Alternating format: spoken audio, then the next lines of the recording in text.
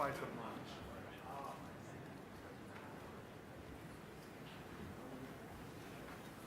Okay. If people can come in and get settled, we'll get started.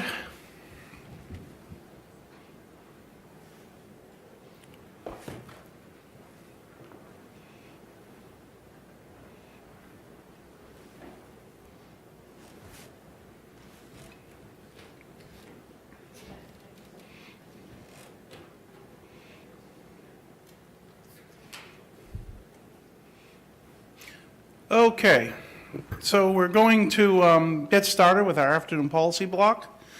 This includes, the first one is ARIN. There we go. We have some announcements. So first, if you're going to be around tonight and looking for someone to have dinner with, there's a Dine Around Town program. You can sign up, and all you guys who sign up can find each other. There's still time to sign up if you're looking, because we don't have an organized social tonight. You can go out to the registration group and sign up and be able to meet your group in the lobby. Sometimes people want to be able to meet other people. That's one way to do it, out at the registration desk. We have, coming up this afternoon, the Internet Number Resource Status Report.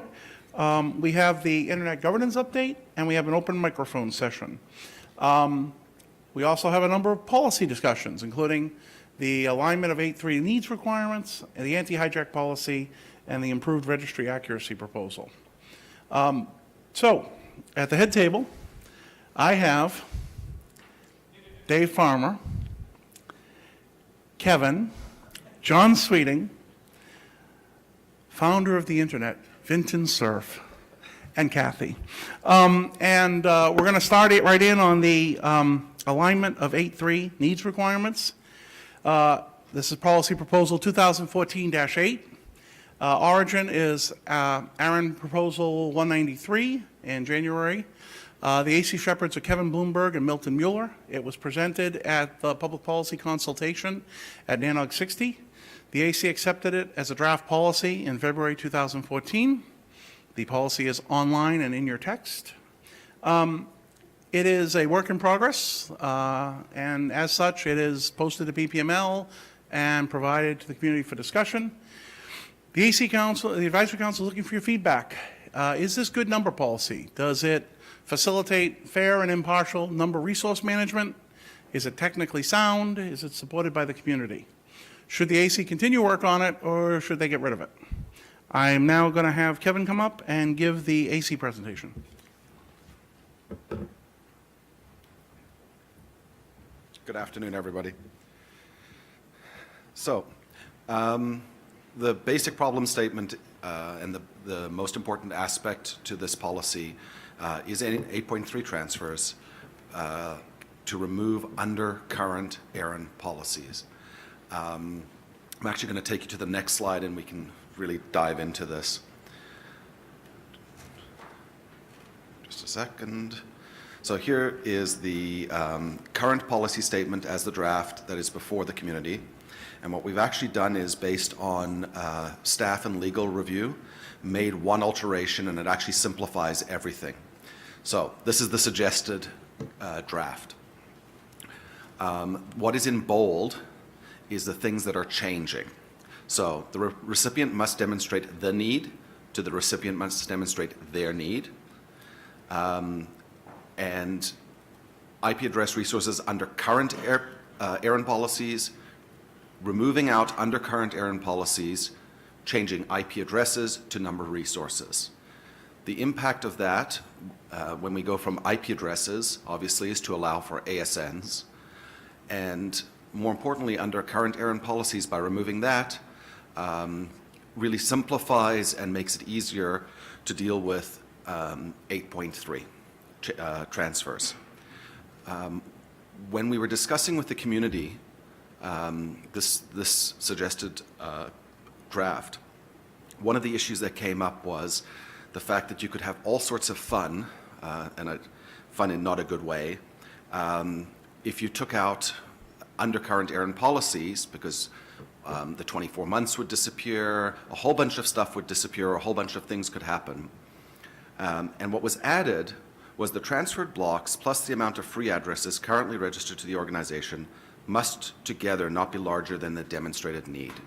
So while we're removing out undercurrent ARIN policies, we are adding in to this policy a limit to basically say, hey, as long as everything that you have together is fitting under demonstrated need, then it's okay.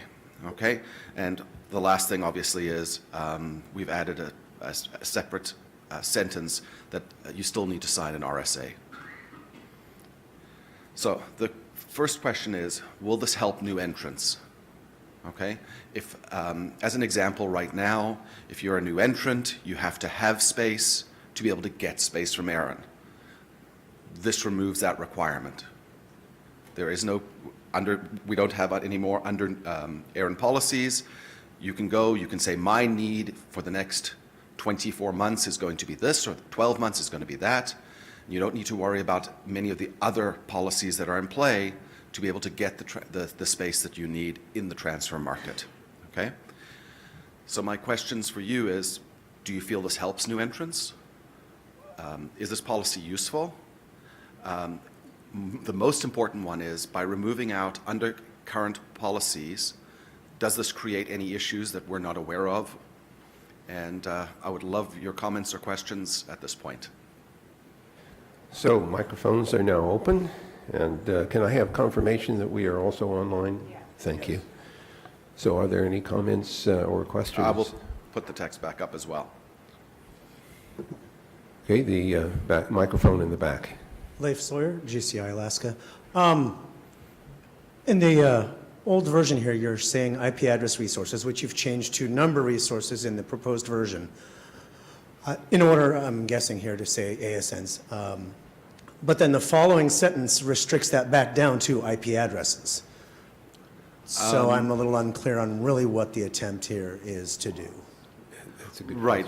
We could, so thank you. It would be more an if statement if a number resource or an address, if an address resource is, and then use that because that's specific to the addresses. ASNs don't fit under that same scenario.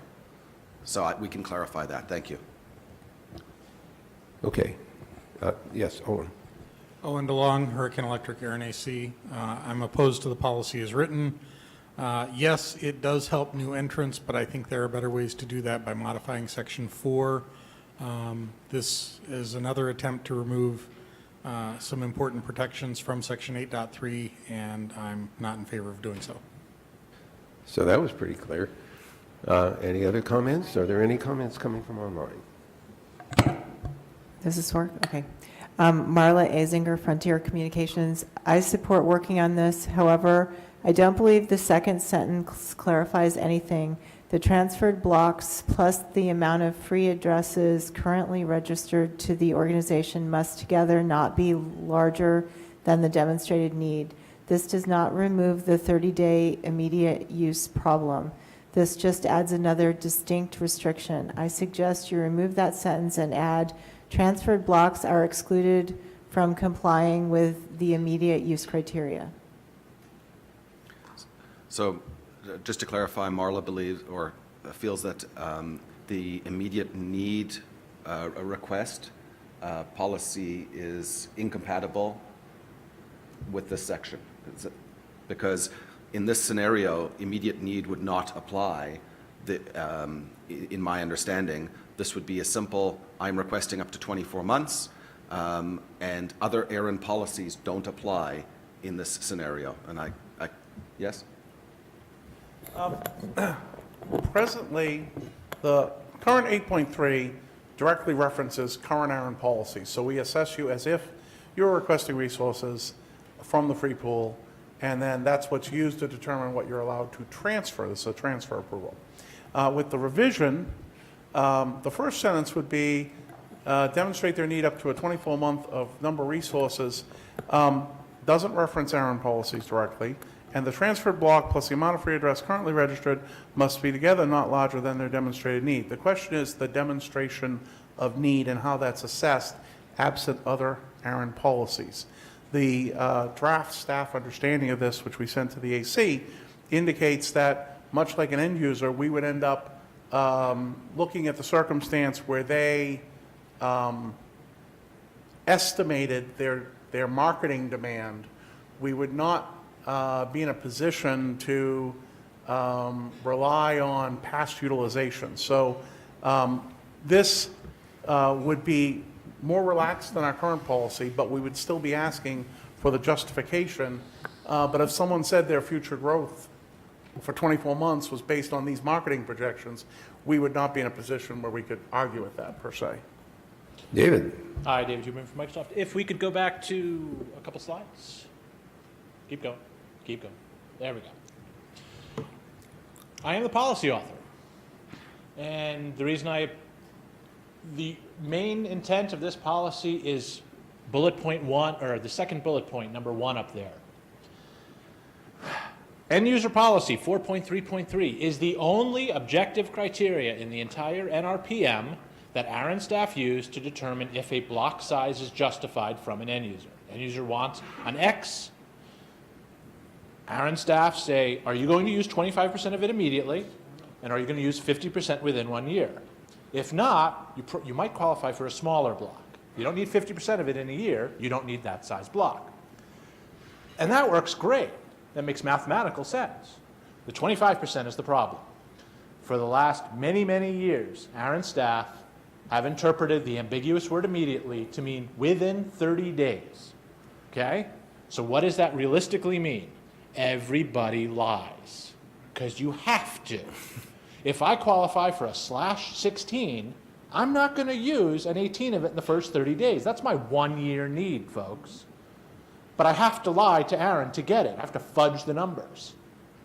So Owen is absolutely right. We could solve this problem by changing NRPM 4.3.3 instead. And that is certainly an option that's available to us.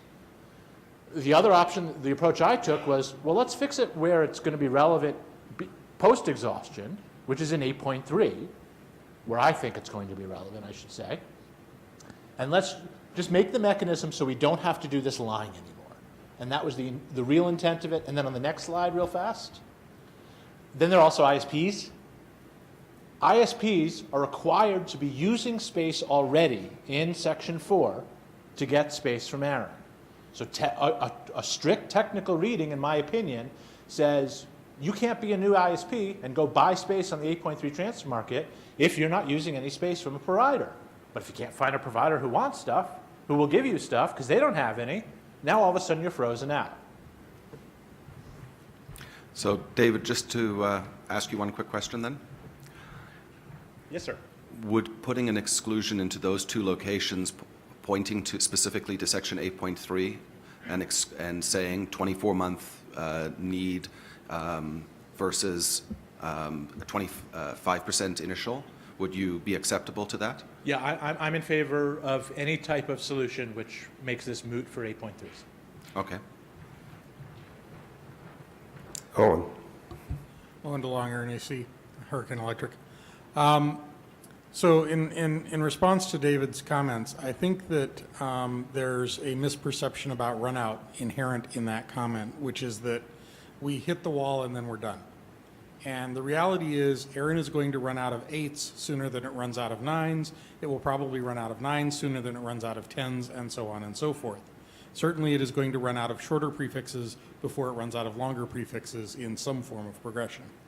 For one thing, if we run out of 9s and we have an 8 left, we can always split the 8 into 2 9s. So there's going to be a progression of run out. It's not going to happen all at once. And therefore, Section 4 is going to be relevant after some definition of the term run out. Actually, let's just keep going then. Yeah. Okay, so I see Martin in the back. Oh, no, I'm sorry, no, I'm seeing pink elephants, that's what I'm seeing. You're seeing another big guy with a shortage of hair. Yeah, exactly, well, my glasses don't work right. Please go Kevin, ahead. could you Yeah. flip back to the Robert. suggested change? Yes. Many people in the room may not be aware that there is an informal competition afoot to be the most pedantic member of the ARIN Advisory Council. Inasmuch as a recipient is a corporate entity, which is a collective noun which acts as one, the recipient must demonstrate its need for up to a 24-month supply. Thank you. Thank you. Rob, or Mr. Seastrom, in regards to that, do you see a fundamental or a subtle difference between the and its? I don't, actually. Thank you. Apologies to Mr. Seastrom. Yes, please go ahead. Sandra Brown, IPv4 Market Group. First of all, I support the proposal. And second comment is on these 2 points made on the left-hand side, number 1 and number 2. So first of all, I agree with Mr. Huberman that everyone does lie. We've seen several companies come to us and request /16/17 and run into these 2 problems that are listed here. So first of all, regarding the first point, I think looking for 25% utilization in the first month for 24 months of usage, it seems to me that that's an operational problem. I'm not exactly sure how the change in words will address this. It seems to me that the operational policy manual of ARIN needs to be modified to address it as much as the policy manual. Second point on the point number 2 is that we've run into this a few times as well, where if a company needs something like a /18 through a /16, they're handcuffed to getting a /20 before they can get the larger block. And it seems to me that the economic cost, and I think Milton can express this much better than I can, the economic cost is and should be the constraint, not the ARIN policy on what the initial block size should be that a company can obtain. So based on those 2 comments relating to 1 and 2, I reiterate that I support the policy. Thank you. Are there any other calls? We have one from online. Is it from Marla? Marla Azinger had a little clarification. She said, my reference to immediate need was in reference to the 30-day immediate need. I think that confused some people with how I wrote that. Thank you. So, There appear to be no other comments. So does that suggest that we need to move to find out people's opinions? yes, I actually have 2 questions because out of this has actually come a very interesting scenario, which is 1, change 8.3, and I would love to hear using the suggested draft text with the minor tweaks or continuing down that route. But the second scenario is to insert into the 2 locations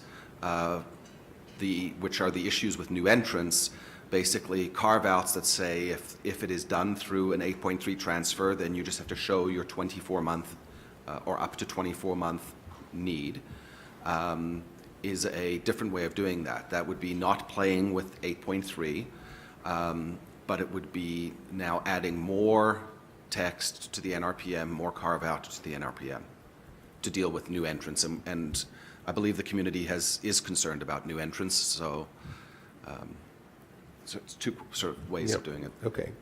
Please go ahead. Scott Librand, ARIN AC, Limelight. I support this. I think I support it as written. I definitely support it in principle. I think it's probably more useful for us to focus on the narrow issue at hand in this policy proposal, rather than trying to change NRPM Section 4 right as we're about to run out in a way that we think does carve-outs, but then maybe we want to change it. I think the appropriate thing to do with NRPM Section 4 is leave it alone for the moment, and once we are cleanly past run out, we need to dramatically simplify NRPM Section 4, because there will still be people who can get addresses from ARIN via the waiting list, via return space, whatever. But that, I think, is a separate issue from the issue at hand, which is for the transfer market to work effectively, we need the ability for new entrants and other people who don't already have space to be able to get it. We cannot have a chicken and egg problem. I think it's essential that we do something like this, very similar or identical to this, in order to make sure that at the time we hit run out, we're not up against a wall of people not being able to get space. So I think it's timely and important that we move this forward in the simplest manner we can, which I think this is pretty close to that. Thank you. So I think we can Okay. go with the one question. So the question, given no other comments, is whether, since this is a draft policy, we're only looking for guidance as to continuing the work. So if you vote in favor, you will be telling the AC that it should keep working on this problem. So let me ask our tabulators to be prepared. All of those who believe we should continue this work, please raise your hand and keep them up until the tabulation is done. And I ask the same action of the online audience.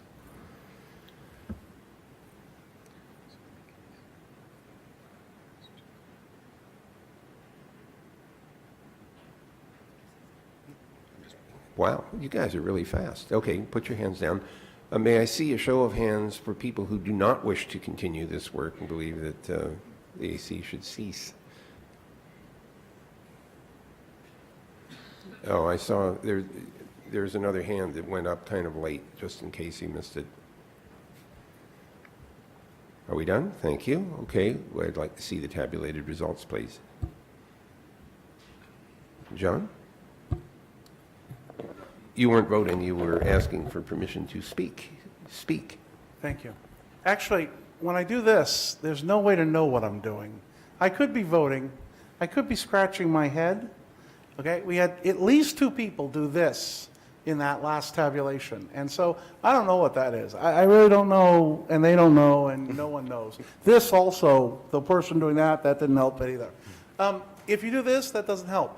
I actually really need people to raise their hands all the way up because the tabulators are behind you. They cannot see unless you raise your hands. I'm very sorry about this, but I have to be pedantic. No, you're just being a pest, that's all.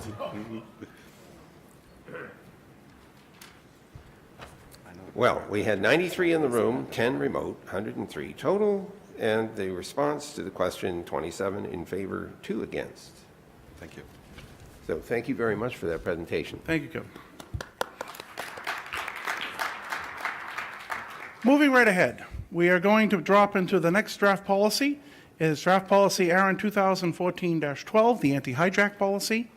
The proposal originated in February as ARIN Policy Proposal 2002. David Farmer and Kathy Aronson are the AC Shepherds. It was accepted in March as a draft policy. It is in your guide and online. It has been posted to PPML and presented for community discussion with the questions, is it good number policy? Is it fair and impartial, technically sound? And is it supported by the community? In particular, we're trying to determine if the AC should continue work on this policy proposal or get rid of it. I'm now going to invite Dave Farmer up to give the AC presentation.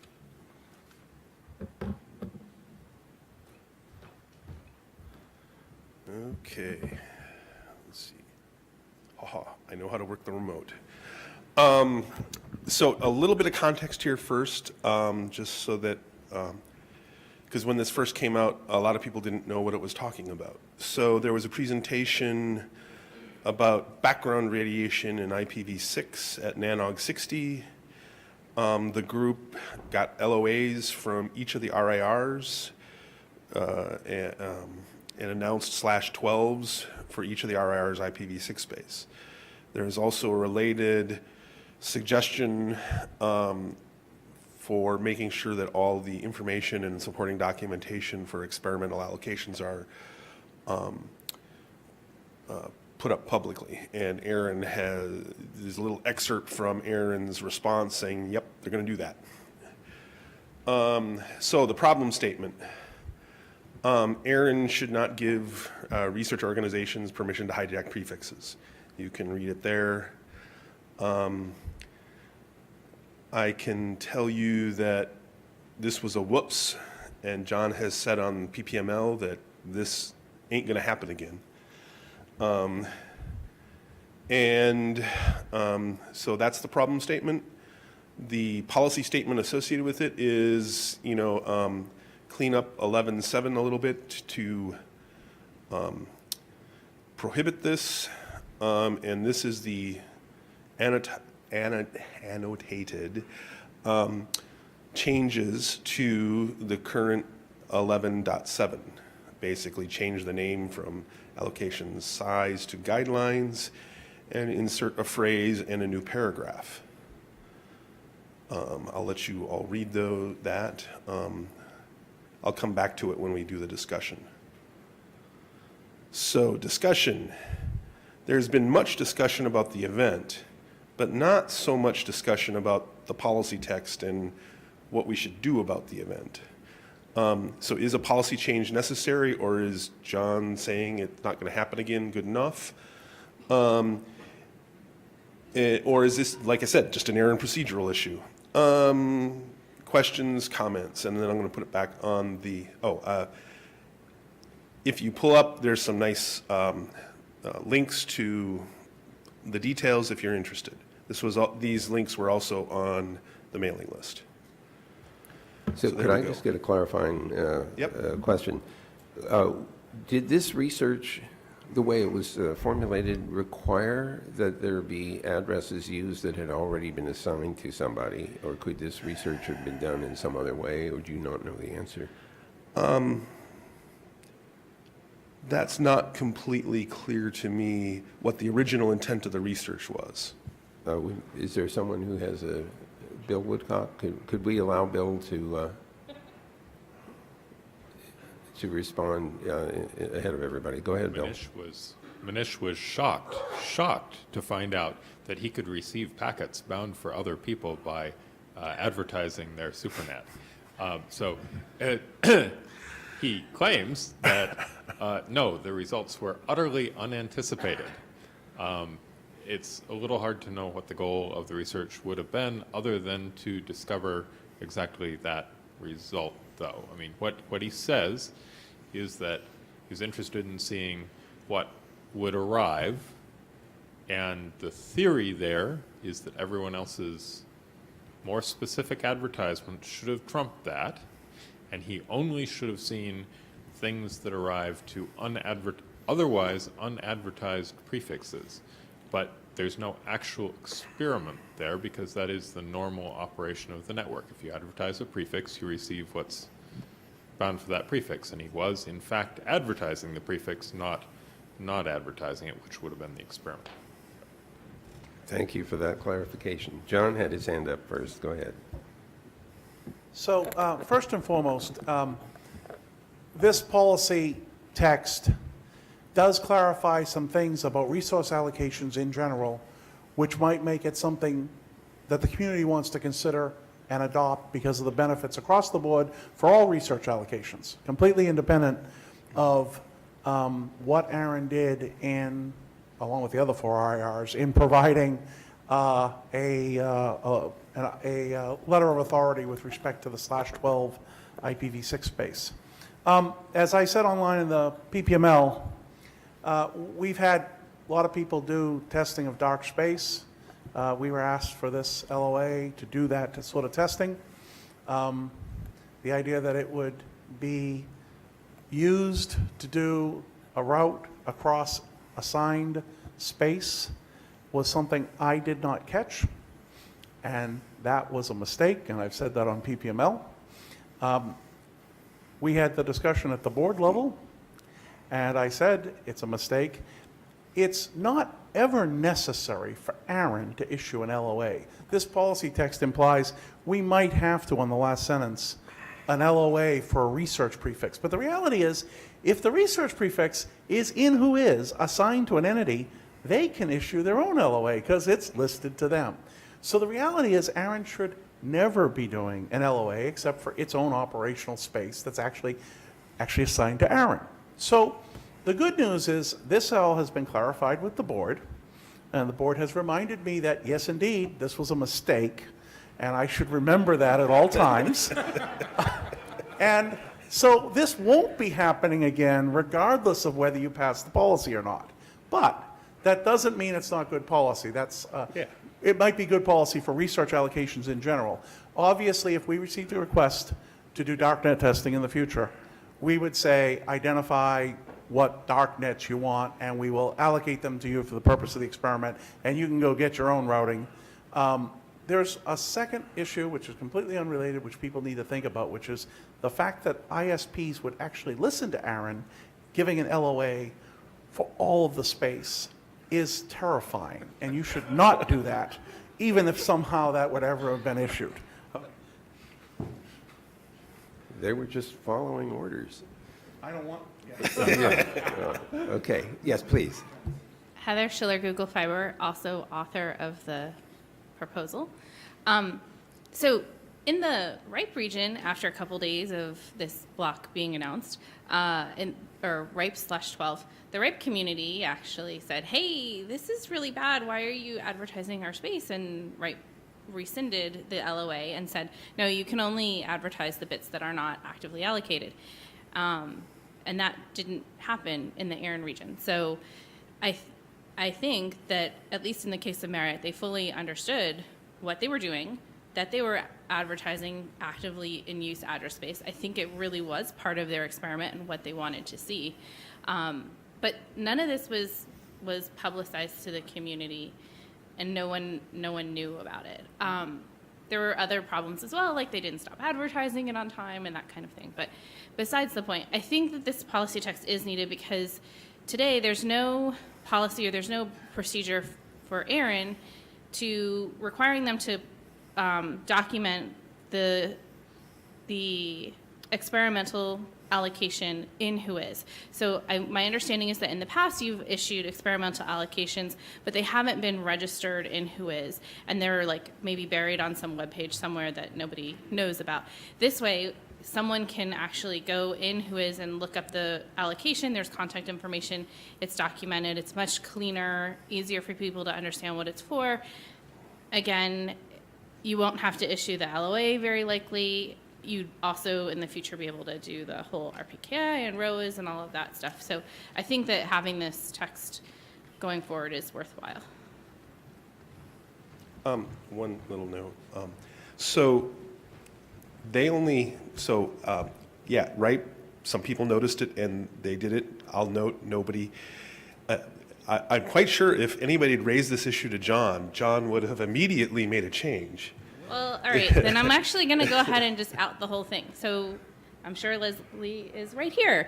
And she said that she told me that ARIN actually went to Merit and said, hey, this thing happened over in RIPE when they said, you know, they rescinded this /12. Is that going to be a problem here? And Merit told them, no, it's not going to be a problem.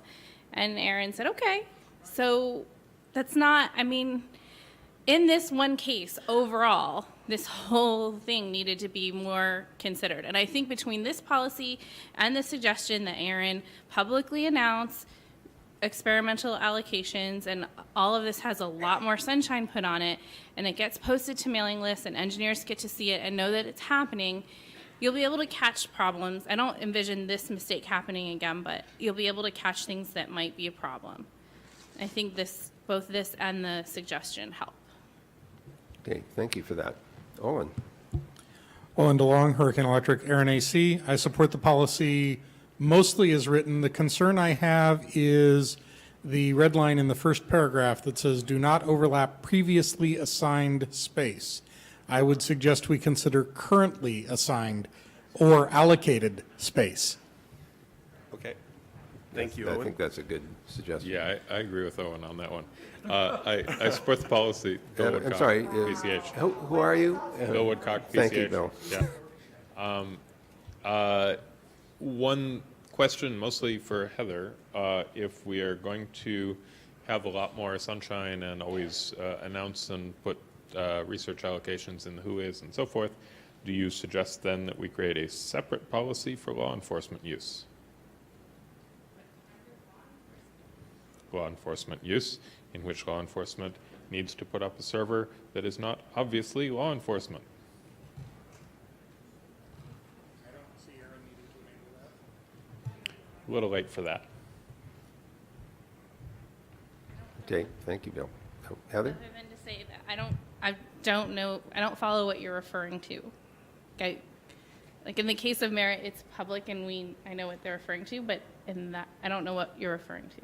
But I would say that law enforcement's an independent entity that can apply for space. There's no separate policy that says, resource allocations for law enforcement that's separate for experimental use.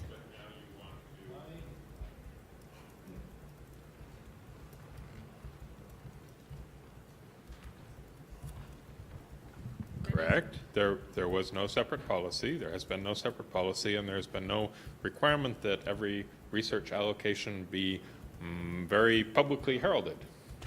Okay, so because that's a need of law enforcement, do you now propose that there be a separate policy to handle law enforcement research allocations that are not publicly heralded, that are not experimental of this nature? And staff can correct me if I'm wrong, but I understand that this experimental resource allocation policy to exist because the allocations are temporary in nature. There's nothing else. Yeah, we actually like call that. them experimental allocations, okay? And they're not in who is. Under this, all this says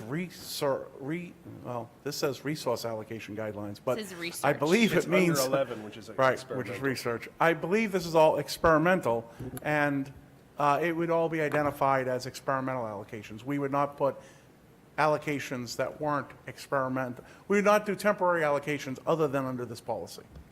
Right. And so my response to it would be that,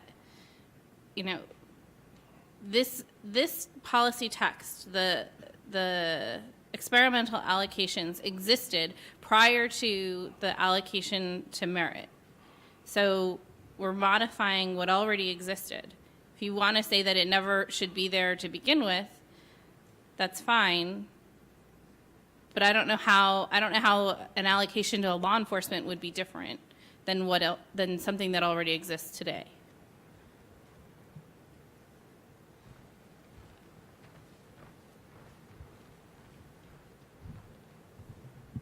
Yes, please. May I follow up directly on that? Yes, you can go.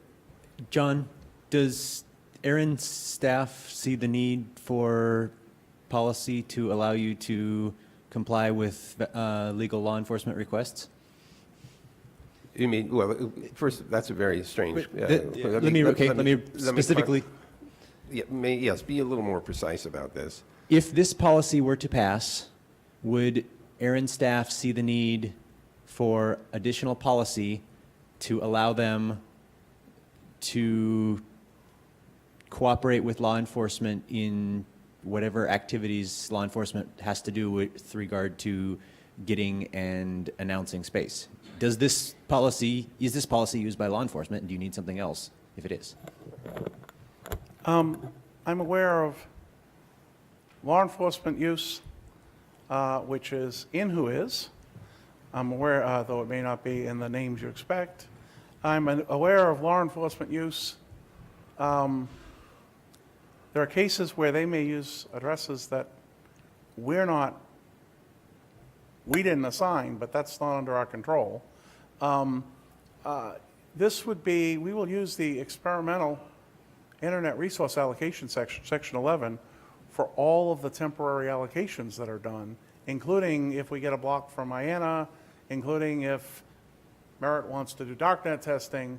I'm happy to have all of the allocations that are used in this policy. So the answer is, I would presume if it's not a permanent allocation and it's temporary, it would still be a section 11 temporary one, and it would be under this. I don't know of any need for any others, I guess, So if maybe, that answers your question. John, maybe the term experimental is odd here, and temporary would be more accurate?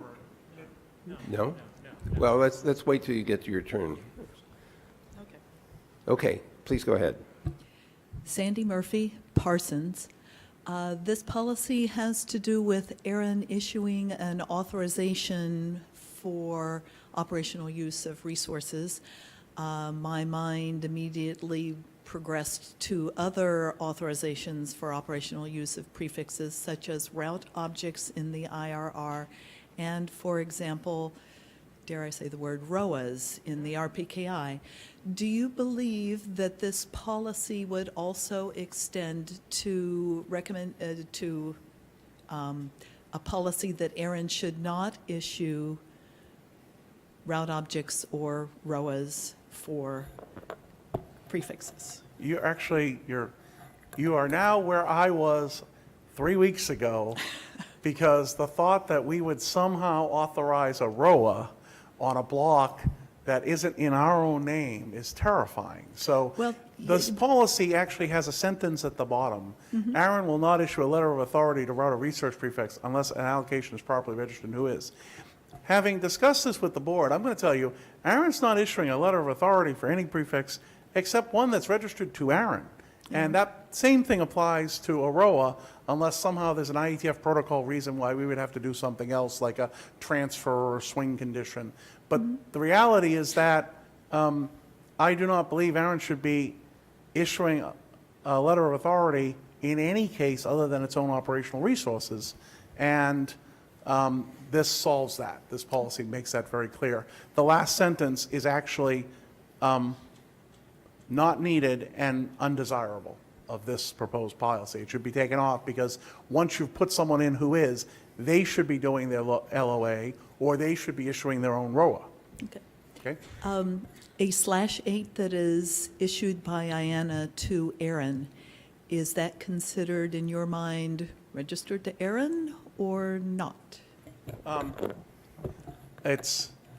It can be, for our operational purposes, it's in our pool.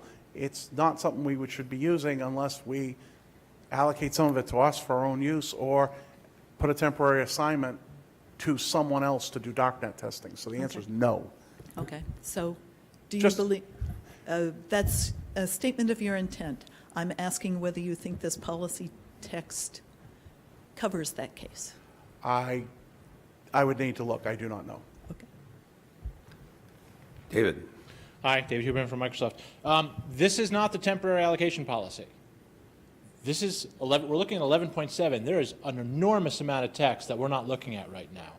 11.1, the very first sentence, very clearly says, a recognized experimental activity is one where the experiment's objectives and practices are described in a publicly accessible document. Later in 11.1, ARIN will not recognize an experimental activity under this policy if the entire research experiment cannot be publicly disclosed. There's absolutely no relevance to law enforcement here to date. If law enforcement were to come, it would have to be completely public. It's not the secret stuff we're trying to catch people, quietly. There's an I fully support the policy with Owen's change. That has to be currently, not previously. I fully support this, but you can make an argument this actually doesn't belong here because Merit didn't get an experimental allocation. Right. But it's as good a place as any to throw in the sentence for when John's no longer the CEO and the board is completely turned over and it's a completely new regime. Don't do this, okay? But this has nothing to do with law enforcement. Yeah. Martin, in the back microphone. Hi, I'm Martin Hannigan from Akamai Technologies, and I basically support the proposal. I think that you should remove the reference to the LOA. I don't think it needs to be in there at all. The way it's written actually implies that you could still write an LOA.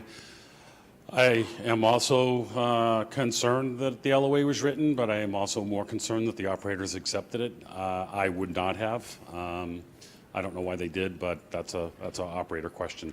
I think what Scott was asking about, if I interpreted it correctly, was with relation to Section 215 and 701, and I don't believe that you need any policy to comply with that, and nor should we go in that area. I have some experience in this area, and I'm sure that they're not worried about it, and neither am I. Thank you. Thanks, Martin.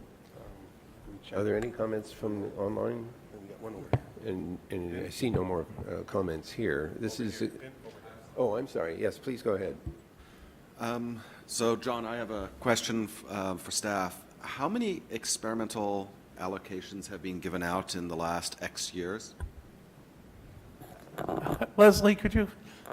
I don't memorize the database. Yes.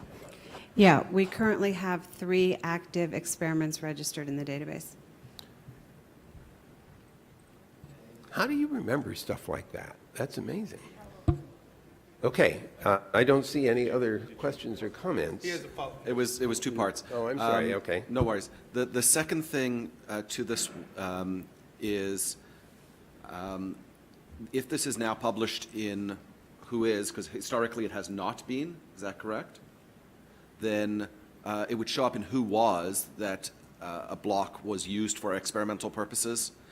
So when we find out that a block's been blacklisted across the board because it was used for experimental, would that tie into this new text change, that it would then be registered in who is properly and would then show up in who was? I guess I need to clarify something. Experimental allocations that are applied for under that NERPM 11, whatever, sorry, I don't know that, they are registered in the WHOIS database. They are registered. What hasn't been registered is when we get an address block and we want to test it to see how clean it is, we have just been saying, okay, go forth and test it. And it's been in our pool, but not actually shown as an experimental allocation. Clearly, we should make that an experimental allocation for purposes of darknet testing, and then it would show up correctly. Okay, have we come to? And just for clarity, I think in that case, ARIN is the sponsor of the experiment, which is the darknet testing. Does that sound logical? ARIN or the researching institution, one or the other. Yep. Probably the researching institution, because they're the ones who are going to route it. Okay. All right. This is a work in progress, so the question is, should we continue this work? And if you vote in favor, the AC will get the message. If you vote against, it will similarly get the message. So let me ask all of you who believe this work should continue, please raise your hand and keep them up.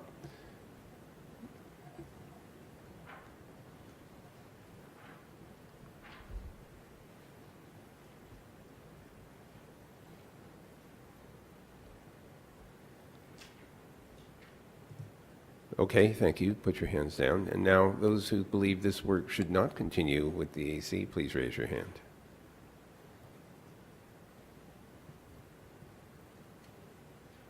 Okay, do we have confirmation that we have online votes as well? If there were any. Thank you.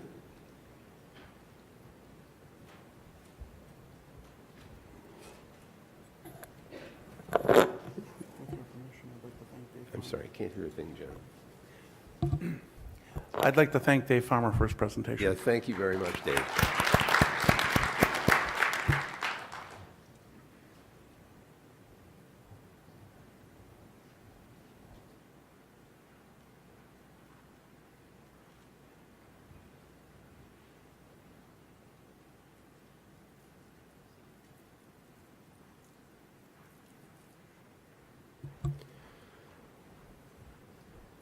Thank you very much. So there were 94 people in the room, 11 remote for 105 total, and the response to the question, should we continue the work, 26 in favor and none against. So thank you very much, and thank the AC for continuing on this effort.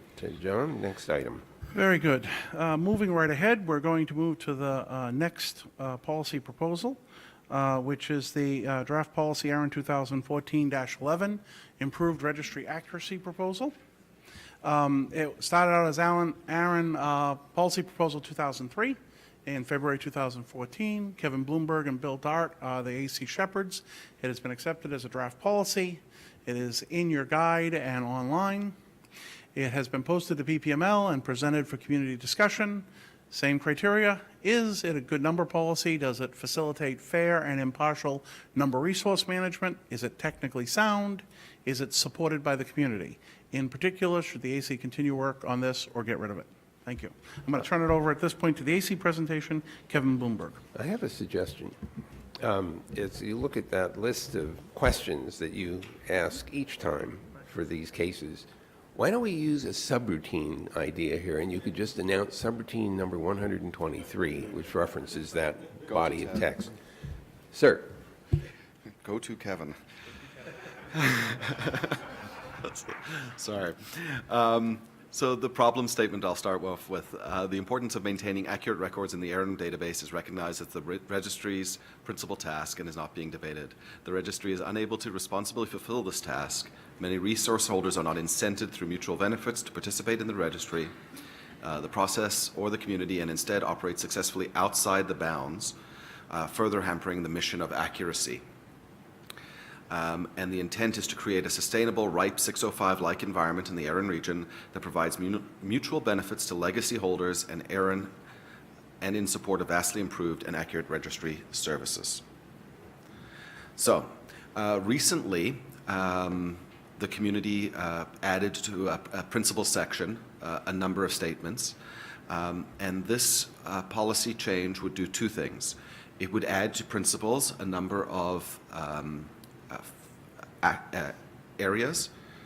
As well, it would add to definitions something that the community has talked about for a number of years but hasn't really done, which is to put in definitions for legacy internet resources, what a resource holder is, and a registry service element. So those are the two things. One is the principles side, and the other is the definitions side. So starting out with principles, to add to the existing principle section, accuracy. The principle of accuracy guarantees stakeholders that all reasonable and mutually beneficial steps will be taken, that's a typo there, to ensure that the registry is as accurate as possible. Fairness. The principles of fairness guarantees stakeholders that they will be treated fairly with respect to whatever class of resources they hold, whether they are pre or post RIR assigned addresses. Value add. The principle of value add guarantees that the registry, in its effort to ensure that all of the principles are applied equitably, will seek to add value to all resource holders and regardless of class by ensuring such thing as rapid update functionalities and reasonably easy transfer administration. Mutual benefit. The principle of mutual benefit guarantees that ARIN will enter into or dissolve contracts related to legacy resource holders in like fashion of comparable registries. So, we'll go on to the definitions. Legacy internet resource, any internet resource obtained prior to or otherwise outside the current system of hierarchical distribution by allocation or assignment through the regional internet registries.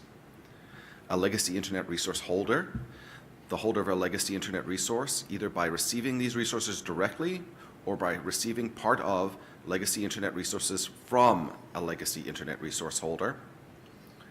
And lastly, a registry service element. In practice, any legacy resource holder actually avails of a subset of the registry services mentioned above, where it is necessary to distinguish between the entire class of registry services and the specific registry services actually provided in a particular case.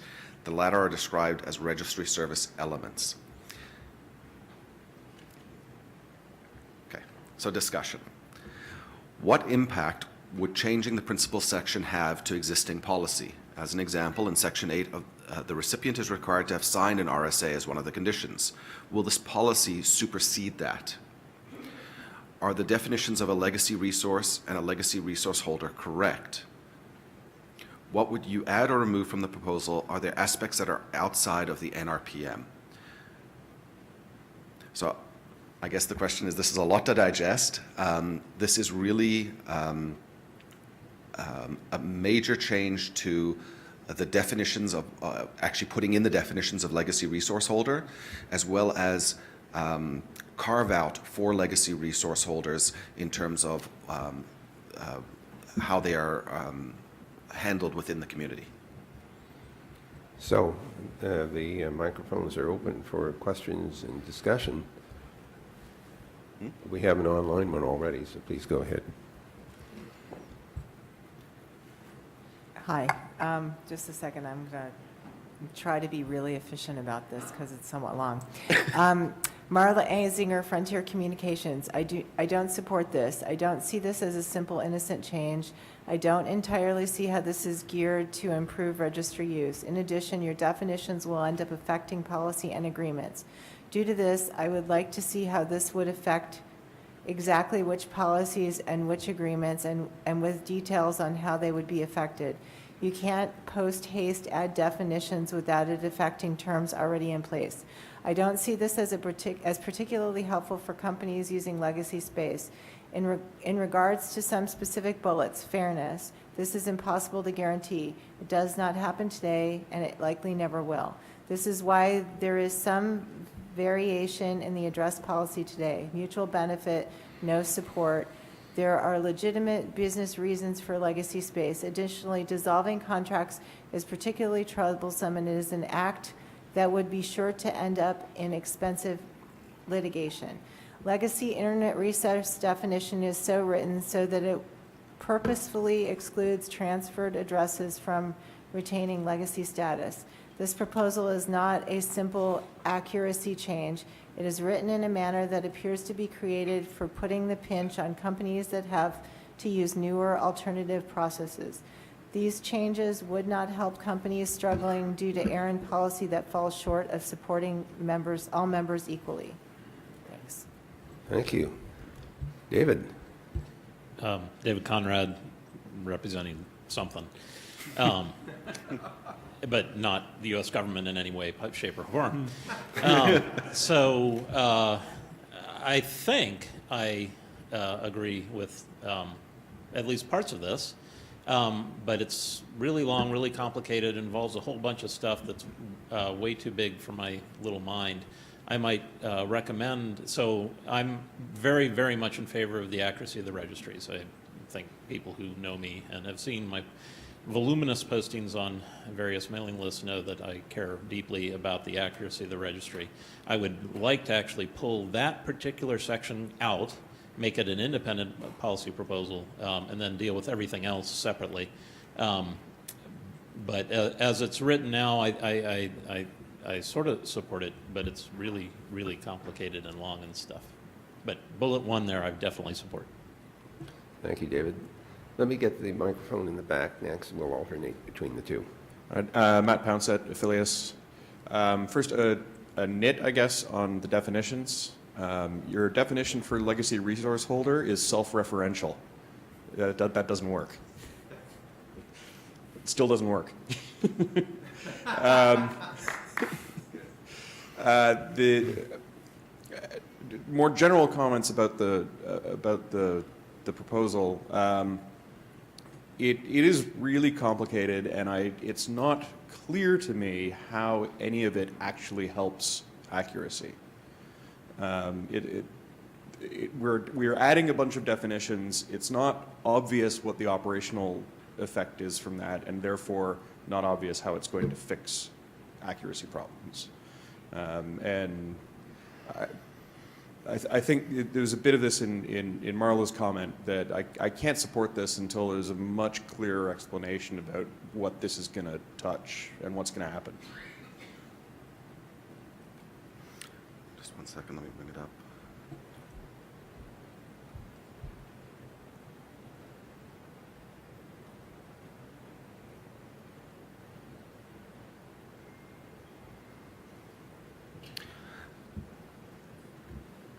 Oh, I'm sorry. Sorry, no, I thought that you were about to respond. No. It's. I see. All right, Ellen, then it's yours, and then we'll go to the back microphone. Owen DeLong, Hurricane Electric, ARIN AC. I do not support the proposal as written. This is an attempt to essentially create a separate class of resources in perpetuity, surviving transfer, which does not currently exist. It is an attempt to create essentially some end runs around ARIN policy to facilitate improved monetization of resources that were obtained for free from the community. And I do not see any benefit to doing that whatsoever. I think any arguments claiming that this will somehow improve accuracy in the registration database are relatively specious and lacking in documentation or evidence. And later, I assume you'll tell us what you really think. Thank you for that. Gentleman in the back. John Springer, Inland Telephone, ARIN AC. So as with every other draft policy proposal, this one is either going to go to the next stage of the game or not, and I'm for it going to the next stage of the game because there's some value in here. I have a particular problem with the mutual benefit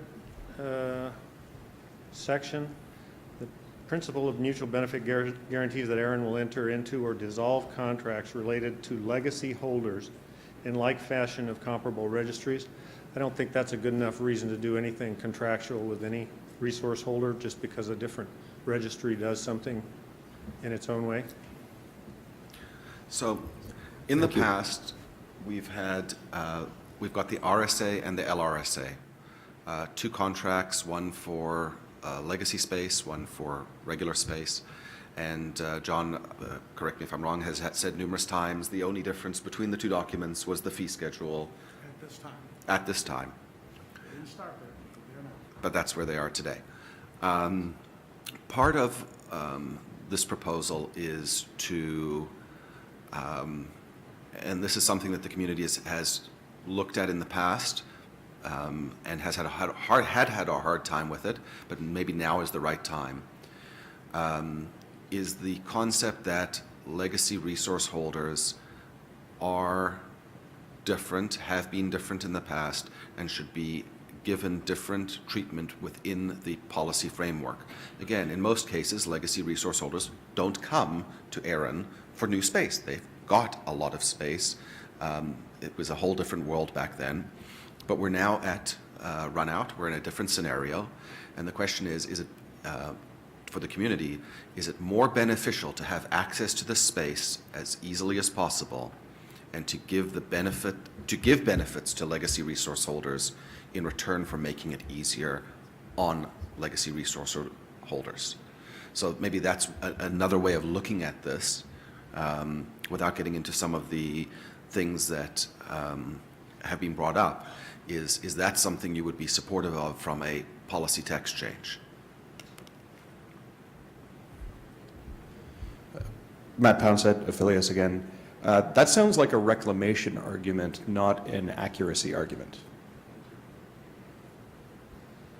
Right? It sounds like you're saying we want to get that space out there and get other people using it, as opposed to we want to have an accurate database, which is what the problem statement is about. It's a twofold problem. If you don't allow for easy transfers for keeping things above board, you're not going to have an accurate registry. Don't we already allow for easy transfers? The issue is that the legacy resource, or potentially legacy resource holders, don't feel that. I don't know. That is what is in the problem statement. Okay, I see we have one more comment. Please go ahead. So Kevin, I don't know how much of that previous comment was directed at me in the context of my comment, but with regard to the status of the legacy resource holders in all the conversations that I've been party to or witness to, nothing has ever become enshrined, but we have sort of agreed to live and let live and let the legacy resource holders mainly alone. This is an attempt to codify that, and I don't think this is the right way to do it, and I can't agree to it. The live and let live was, when we were in a free pool environment, was perfectly fine. The reference to RIPE 605 is because that region ran out, and they realized that just leaving it in that scenario wasn't good enough. We're not quite yet at run out, but we're getting very, very close. The question is, do we need to continue with policy on that? May I respond to that before? Yes. I believe that needs to be an entirely separate discussion. This has got some benefits. I'm with David Conrad on the accuracy first component, but if we're gonna actually codify something that essentially does a RIPE 605 type scenario, it's not going to be buried in a bunch of other stuff that, at least as far as I'm concerned. Okay, I have one online comment, and I have a comment from the stage here. So let's take the online comment first. Okay, here we go. Scott Marizot, IRS. I oppose this policy. I've seen no evidence offered that supports the multiple assertions made in the problem statement, and I don't agree with the assertions. I oppose the definition offered for a legacy resource that creates an obligation on ARIN that transfers from one resource holder to a subsequent holder. I've offered alternative definitions of legacy resource and legacy resource holder on PPML that attach the legacy status to the holder and not to the resource, and does not make it a status that can be transferred to another entity. We all agree that there is benefit to the community in ARIN providing basic registry services to legacy resource holders, defined as entries that actually received the allocation prior to the formation of ARIN, whether or not they sign the RSA, the LRSA, or ever pay any ARIN fees. I see no benefit in extending the obligation to anyone to whom the resource is transferred. If someone who buys the resources from resources from a legacy resource holder wishes to receive ARIN registry services, then they need to sign an RSA, comply with the ARIN policy, and pay their ARIN fees.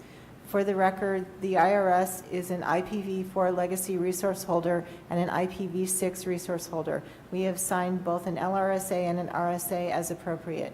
And legacy resource holders who continue to operate will come to ARIN at some point for IPv6 resources. I know that for us, we become more involved with the ARIN process as we work to obtain our IPv6 allocation. Thank you for that. We have a comment from the stage here.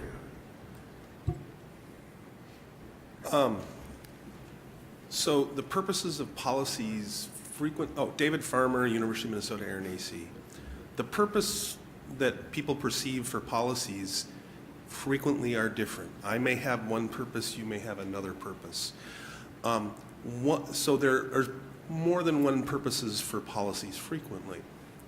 One of the purposes of this policy originally in RIPE was to establish contracts with legacy resource holders so that they could do ROAs and do certification. There are other reasons too. We already have a process for legacy resource holders to bring their resources under contract and get those ROAs and other certifications. I think this is an important policy, but this is a big chewy thing, and I think we need to carve it up. Thank you for that comment. Jason, is that you back there? Jason Schiller, Google. I'm not sure where I stand on this, mostly because I don't clearly understand what this policy is what it's attempting to do. I think this could benefit from having a much clearer problem statement. It's unclear to me whether this is about legacy holders wanting to be able to get RPKI without signing an RSA, whether this is about legacy holders wanting RPKI without paying $100 a year in fee towards ARIN. I don't know if this is about legacy holders trying to bring the registration of their blocks as current without signing an RSA so that they can transfer it. It's hard for me to understand what's driving this policy. And with respect to some of the definitions, I'm very concerned about how they would be used because I don't think it's quite as simple as one might think. You could be a legacy resource holder with only holding legacy space and not under RSA. You could be holding legacy space that's under RSA. You could be holding legacy space that's not under RSA, but also hold ARIN space, which is under RSA. You could be holding legacy space which is under RSA and holding ARIN space, which is under RSA.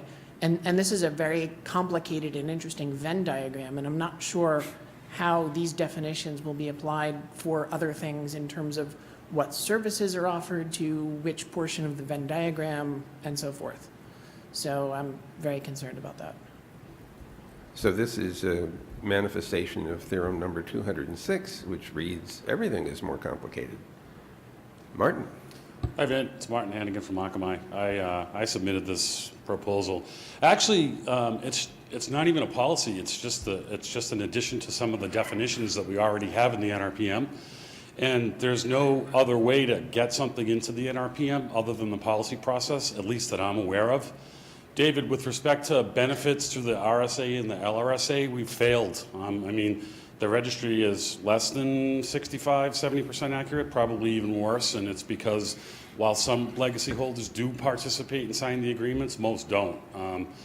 All I intended to do here was just set a basis to have the discussion that Jason just said. What is this? Is it this or is it that? It's all of the above.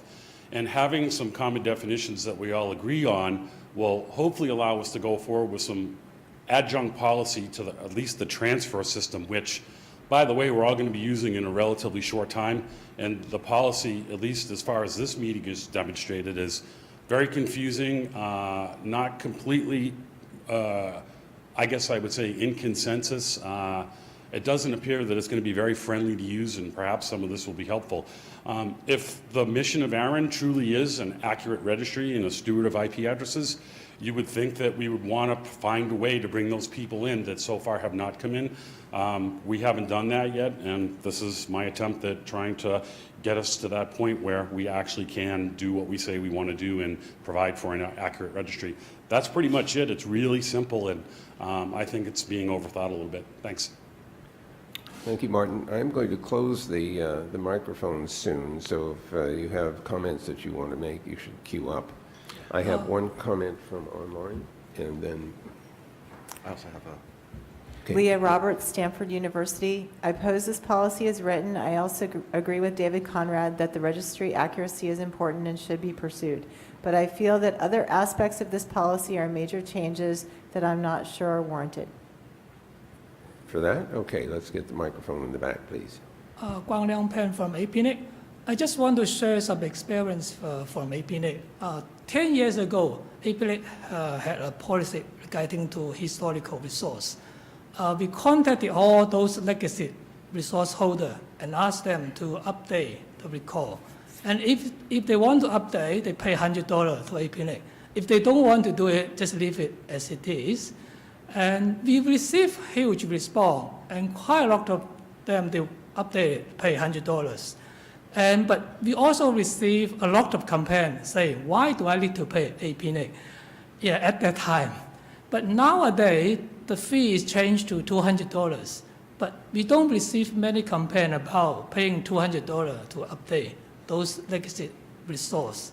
Yeah, just want to share this information with your region. Thank you very much for sharing that. John. Could we get the next comment? Yeah. Oh, I'm sorry. Sorry. In the ARIN region, how much of the space that's legacy is under LRSA or RSA at this time? Ballpark is... Allow me a moment. Back up. Give me a moment. Chris Spears, Internet 2. So in line with that statistic, I'd like to know how many of the organizations that ARIN serves, what percentage roughly are legacy? I saw a number from maybe 2 years ago that Leslie put together that said, I think 44% of the org IDs that ARIN serves are legacy. It doesn't speak to the number of resources, but I assume it's a very large number. I'm in favor of parts of this proposal.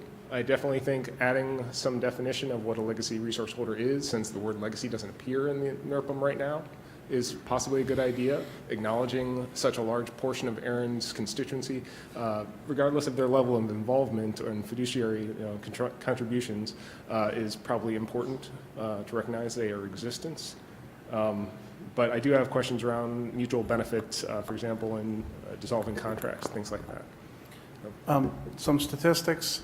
Of organizations with directly registered IPv4 addresses, we have 26,000 organizations, 26,148. Of those, 4,520 or 17% are ARIN members.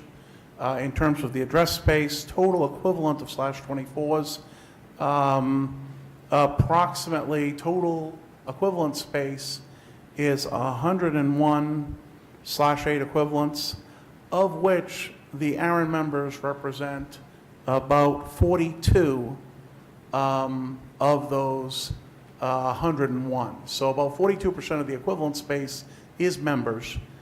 In terms of membership count, it's 17% of the organization count. Recognize some organizations have multiple org IDs. There's some windage there, but that will give you some statistics.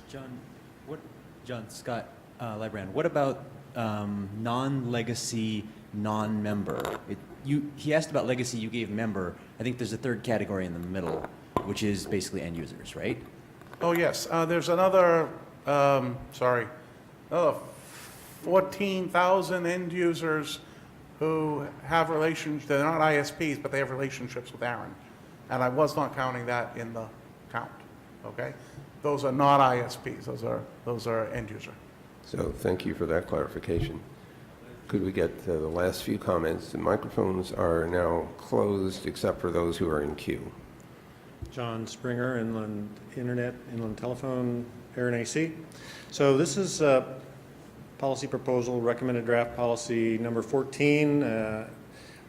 We've had a really good success here in the last couple of days at advancing policies according to the PDP. I think that this draft policy is an ideal candidate for a 14 for 14 sweep, but I would not support abandoning this, but I'm opposed to it the way it's written. I think we ought to, the AC currently owns it, I think we ought to take it back and divide it up in chunks that are palatable and pass the chunks that are easy and debate the ones that are not easy and make a bunch of progress that way. Thank you. Last comment other than those that might be online. Please go ahead. Gaurav from Limelight Networks, and also a participant of most of the RIR's policy process. I support this proposal as in the sense that we need to have definitions behind what legacy means in our world. I might go back and change some of the wordings to make it clearer or less confusing. But in principle, I think we need those definitions in place because increasingly we are seeing address being transferred across regions. And I would actually argue that the proposers of this should probably, RIPE already has RIPE 605. And I was comparing the language and it looks like it is almost the same. Marty can confirm. The same definitions in the 605, right? Yeah, it's fairly similar. So I would support that something like this goes forward. And we have a definite definition of what legacy means, what historical means. Like in the APNIC region, we refer to certain addresses as historical and certain as legacy. And there is a third category, which is David Conrad's legacy. There is a, just to add to the story, there was a period of time when David was assigning address space, 93, 94, before APNIC was incorporated. And a bunch of people got addresses during that time, which never actually become APNIC members. So in the APNIC registry, they are categorized as APNIC legacy. And I think we refer to them as historical for some reason. And whereas, yeah, all of those, yeah. And we refer to the addresses that were assigned before that, before DRC became APNIC, we refer to them as ERX address space. So with all of this, I think, having a definition across all the RIRs of what these things mean will get my support. So I support that this should be worked on further. Those specific language, I think I'll have some reservations on those. Thank you. So before we call for a vote on whether this should continue, I just want to make one suggestion to the AC. This group working on this proposal might do well to consult counsel about the potential legal side effects of trying to make these definitions. I think there may be devil in the details, and that might be a real substance to ARIN as an organization. So let me now ask for you to cast your votes. If you are in favor of continuing this work in some fashion, please raise your hand and keep it up until the tabulation is complete. All those in favor, please raise your hand.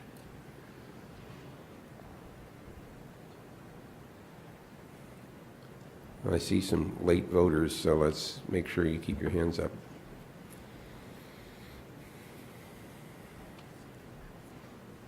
Thank you. May we now see those who are opposed to continuing this work.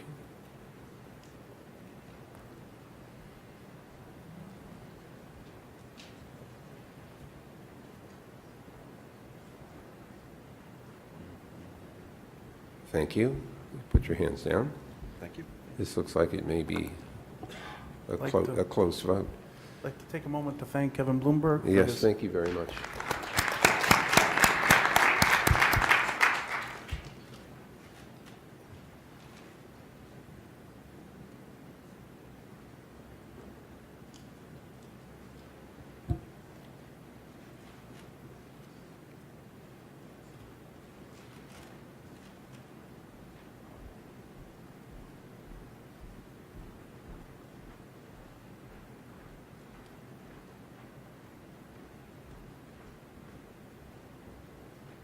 Thank you very much. There are 100 people in the room and 10 online, 110 total. Those in favor of continuing, 11. Those against continuing, 15. So that's a rather interesting balance. John? Okay, so we're going to go into break, and you actually, because of your great efforts, you're actually going to get a slightly extended break. Everyone go out there and enjoy the coffee and cookies, or actually I have no idea what's out there. Whatever's out there, go enjoy it. And I'll see you back here promptly at 3:30. Okay, thank you very much. Go.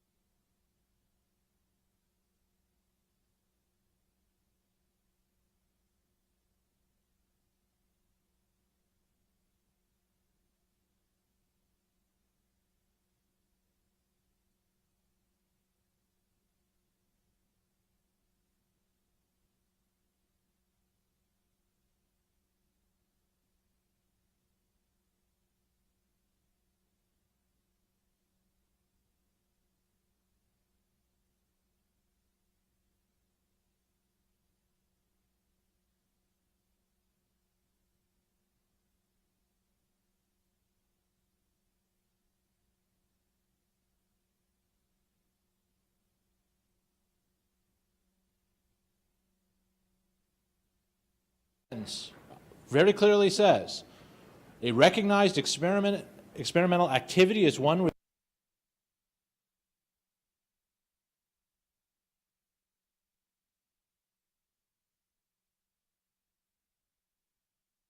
the experiment's objectives and practices are described in a publicly accessible document. Later in 11.1, ARIN will not recognize an experimental activity under this policy if the entire research experiment cannot be publicly disclosed. There's absolutely no relevance to law enforcement here today. If law enforcement were to come, it would have to be completely public. It's not the secret stuff we're trying to catch people, quietly.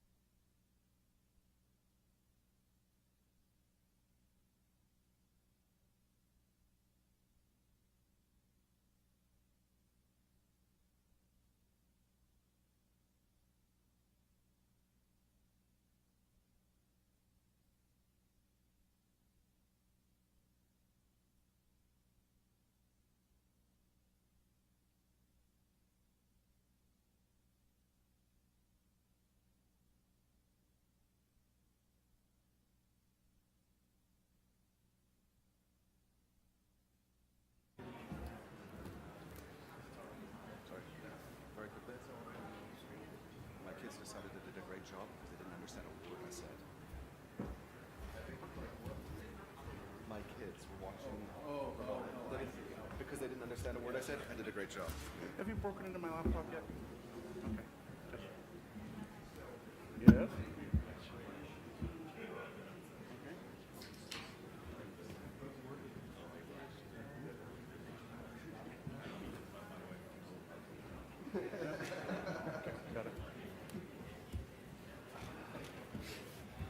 Did you, oh no, you don't have to, they only have to register as remote if they want to use Java, right? Like anybody can view it. Okay, if people will come back in, we'll get started.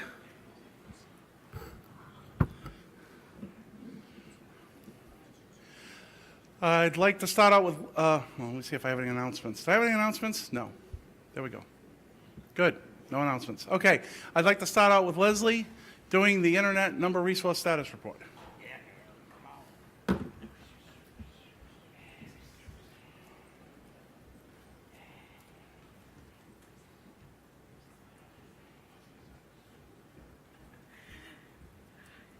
Got to get rid of the hecklers. Okay, good afternoon, everyone. This is the Internet Number Resource Status Report. I haven't done this in a while. I think we skipped it last time. So this is basically a global picture of all of the assignments and allocations that have been done over the past years. It is prepared by the 5 RIRs. It's updated quarterly. So this is pretty recent, actually. So the first slide shows the status of the IPv4 global address pool. And I usually start up at the upper right corner where it says 35 are not available. These 35 are in use by the technical community and are not available to IANA and the RIRs. If you move left to the central registry, there's 91/8s that were issued to what we call the central registry. This is really all of the pre-RIR space that was issued under U.S. government contract to the DoD NIC, the SRI NIC, and by John Postel prior to that. Most of this space is dubbed the legacy space, and much of it has been assigned to the ARIN region, since that is where most of the growth in the internet was in the early days. You can see that the RIRs, the 5 RIRs, have 130/8s assigned to them by the IANA, and it's broken down below. I probably don't have to read through those. You guys can read, I know. And then probably the most important data on this slide is IANA reserved in big red letters. There is nothing left at the IANA, no /8s left. And I should probably just clarify, I know there's IANA people in here, but I'll clarify for them. There's some bits and pieces that have been returned to the IANA over the past year or two, couple of years. So I believe they have roughly 1.21/8 sitting with them right now. And that will soon be tapped into because there is a global policy that allows them to issue even equal amounts of space to the RIRs, and that should be happening sometime in the near future. So as far as available IPv4/8s in each of the RIRs, AFRINIC has the most space in the left in gray with 3.25. APNIC has 0.79/8s, ARIN 1.27, LACNIC has 0.79, and RIPE NCC says 0.96. So 3 of the RIRs have already broken into their last /8. This looks at the IPv4 address space issued to customers over the years since 1999. Most of the growth in the past several years, well, a few years back actually, was issued in the APNIC region in yellow. And then it sort of changed a little bit, that landscape. RIPE then started issuing more space when APNIC ran out. And now LACNIC seems to be issuing more IPv4 address space than any of the other RIRs. This just shows the cumulative total of the IPv4 address blocks issued by the RIRs to their customers. And as you can see, APNIC has issued more /8s to their customers than any of the other RIRs. This shows ASN assignments. RIPE NCC has been issuing more ASNs in their region for many, many years. It still holds true in 2014 for Q1, so we'll see where that goes. This shows the cumulative totals of the ASN assignments to the customers, with RIPE issuing more, followed by ARIN. This shows the 4-byte ASN assignments. Okay, let's see. APNIC and, no, I'm sorry. LACNIC and RIPE NCC were issuing 4-byte ASNs by default. So you can see the colors there that they've been issuing more 4 bytes than any of the other RIRs. But recently, APNIC started issuing 4-byte ASNs by default as well. So those 3 RIRs have issued the most 4-byte ASNs. However, ARIN and AFRINIC are now starting to issue 4-byte ASNs by default. And we're not having many problems. We're getting some of them returned to us. We were having many issues in our region for a while where people could not use the 4-byte ASNs, and they were returning them and coming back for 2 bytes. But at this point, we're all running so low that we have to issue 4-byte ASNs by default. This shows the cumulative totals. So we finally see ARIN registering on this chart because you couldn't even see us last time. There was very, very few 4-byte ASNs issued in our region. This is the total IPv6 address space, the /0. We're working from a /3 right now that's been assigned to IANA. There is 512 /12s in that /3 in the global unicast space, and only 6 /12s have been actually tapped into at this point. One of them was used early on to issue small bits of space to the RIRs. Since then, a global policy was enacted in October 2006. Each one of us received a /12. To date, we are all still working out of this /12, but I have heard that a couple of the RIRs may be ready to request an additional /12 from IANA because there is some clear growth, as you'll see in the next slides, in IPv6 in a couple of the regions.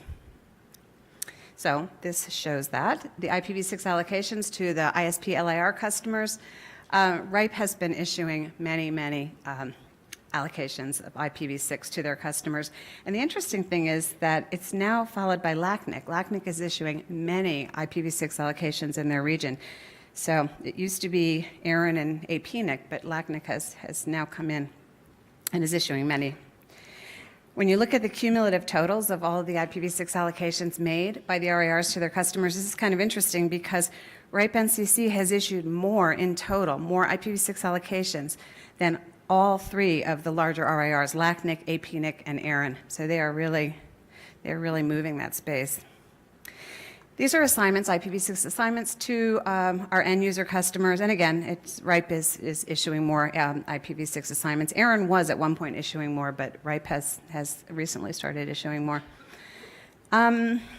This just shows the cumulative total. ARIN and RIPE have issued basically the same amounts to their end user customers.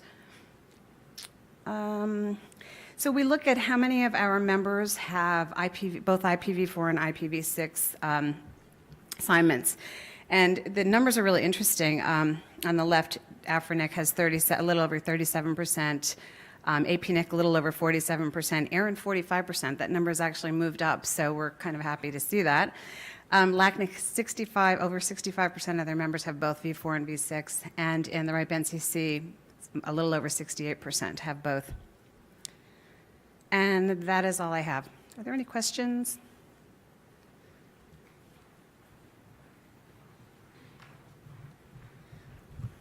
Hi, David Huber, Microsoft. A little concerned about something you said. You said ARIN is now issuing 4 bytes by default. I thought we had a policy that stated we will treat it as a single contiguous number pool. We do have a policy that says that. And we had been issuing low to high, which means 2 bytes to 4 bytes. Because we're running out, we've decided to switch that, and we're going to be issuing 4 bytes, high to low instead. Unless, now in the ARIN region, we're saying we're going to issue this. I know there's supposed to be no distinction, but this is reality, right? We have to do what's right for the customers. We have to make sure this is working.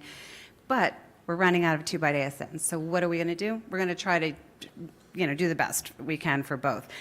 So we are telling people, we're going to issue you a 4-byte ASN unless you have issues with that. Unless there's a technical problem, let us know. So it's been working, actually. We get very few back at this point. All right, my response to that is, first off, I recently got an ASN. I did exchange it, no problems, thank you. Yeah, no problems, yeah. Good. Exchanging it.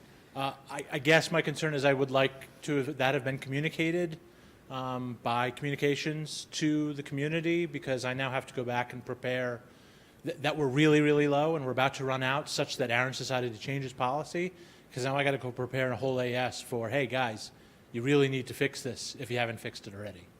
So communication would have been nice. Okay, good to know. Sandra Brown, IPv4 Market Group.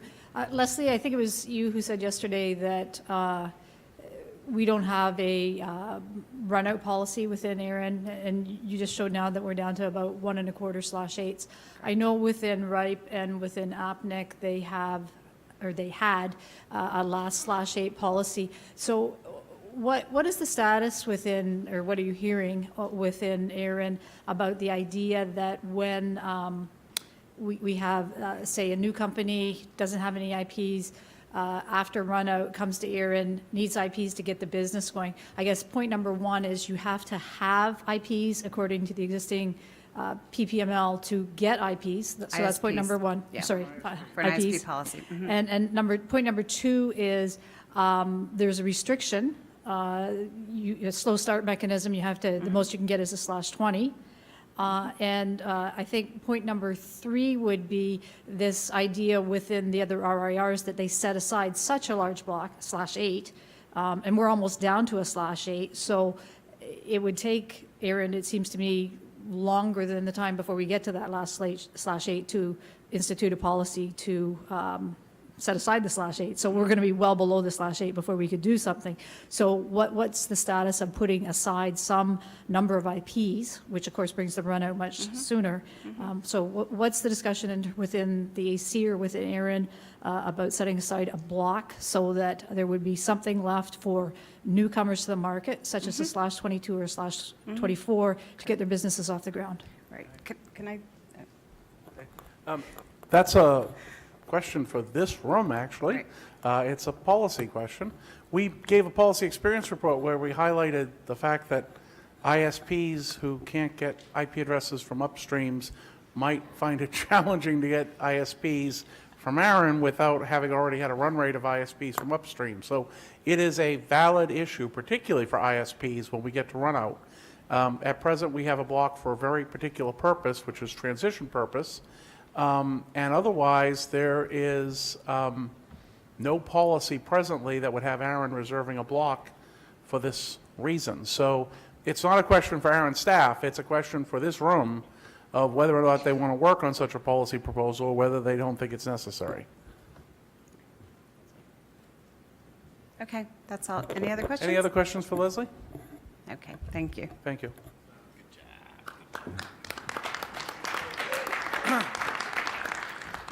Okay, next up is the Internet Governance Update, and I'm actually going to give that, and we're going to move from that directly into open microphone. So the Internet Governance Update is, wow, it's been a busy period of time. I will try to summarize where we are. As folks know, there's been quite a bit of attention to Internet governance and the structures that the Internet ecosystem operate under. And in fact, this actually reached a pretty important moment on March 14th when the U.S. government NTIA announced that it was willing to consider the launch of a planning process convened by ICANN to possibly transition its stewardship over the performance of the IANA functions from NTIA to the global Internet community. And so that was an announcement. NTIA indicated it was willing to consider this, and ICANN announced simultaneously that it would be the facilitator and convener of a process to build a plan so that rather than having these functions being performed, the IANA functions being performed under U.S. government contract by ICANN, they would be performed, and the oversight mechanism or the stewardship over it would be handled by the Internet community. Since that time, ICANN has actually announced a timeline for developing that plan. They've announced an initial process about that plan, and they have an open call for comments regarding between now and early May about the process we'll use to develop the IANA stewardship transition plan. We announced, ARIN, almost at the same time, our acknowledgement and support for the announcement of NTIA to have this stewardship responsibility transitioned, and indicated that we believe the existing organizations, the RIRs, the IETF, ICANN, the Internet Society, collectively are capable of performing the stewardship necessary by strengthening our existing relationships and our existing roles. That was also announced on the 14th of March. So we're in an open comment period for people to comment on the proposed plan that ICANN has helped convene. And then sometime in May, they will close comments and actually launch that plan, and we'll spend probably the next 12 to 14 months developing the accountability mechanisms and the transition process so that the internet is actually going to be run by this community, and the oversight for that will also be done by this community, rather than the oversight being done by the U.S. government. So it's a pretty momentous period, but you know, the devil is in the details, and right now we're at the very beginning of this process. And so that's the update. If you've been on the ARIN website, you'll see a number of announcements regarding internet governance. Same with the NRO website, because the NRO coordinated our announcements in this. And it's busy times. So that's where we are, and we have about, for internet governance in particular, we have the next 10 or 20 minutes to handle any questions you might have. There's a number of experts in the room, so we should be able to address these. Microphones are open. Yes, Vin. If you'll forgive me for not climbing down to a microphone, I just want to make an observation. The term internet governance is an extraordinarily specifically responsible for. And so one of the confusion factors in the course of a lot of these discussions, I think, has been not distinguishing between the scope of what NTIA has done and the general scope of what might be needed for governance of the internet, including people's behavior on the net, the content of the network, and so on. And I think this confusion is going to continue. It may very well turn out in the end that we try to winnow down the specifics that NTIA has done and ask, how do we accomplish that portion of internet governance? But there will still be a need for and a continuing discussion about the broader range of issues that are not covered by anything that NTIA has responsibility for, or anything that we have a responsibility for at ARIN or the other RIRs. Thank you, John. Thank you. Okay, I see the microphones are open. Milton, front. Yes, it's Milton Mueller, Syracuse University and Advisory Council.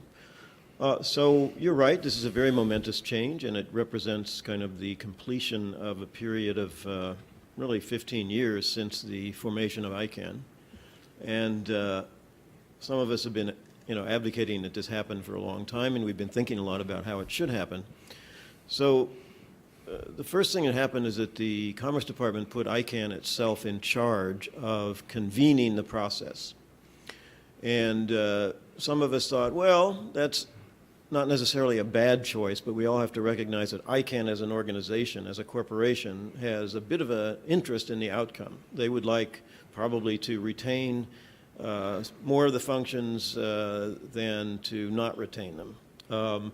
And I also know that, VeriSign, for example, is very concerned about this transition, and they have a certain interest in keeping certain things that they view as risks under their own control.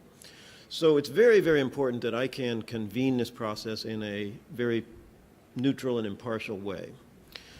So I was a bit distressed when I saw the scoping document that they recently released, in which they said that any discussion of where the IANA functions might move would be out of scope.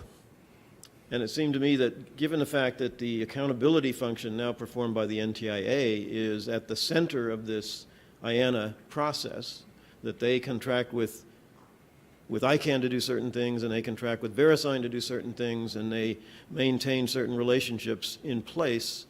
You take that out, and the whole accountability situation is really something we have to think about carefully.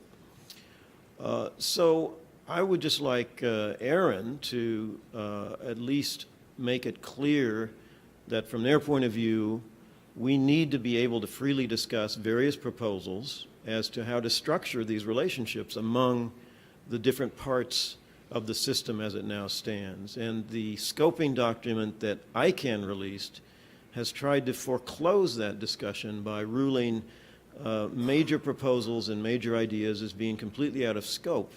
I mean, if we can't discuss where where the IANA, the DNS IANA functions go post NTIA, it's not clear what we can discuss. What would a transition plan consist of? Okay, let me make two brief comments, and then I'll open it up to others who might want to respond up here or at the mics. First, recognize that what was released is released for comment. There's a mailing list for comment. There's a lot of people. It's not a case where you write your submission and file it in and we'll all see it afterwards.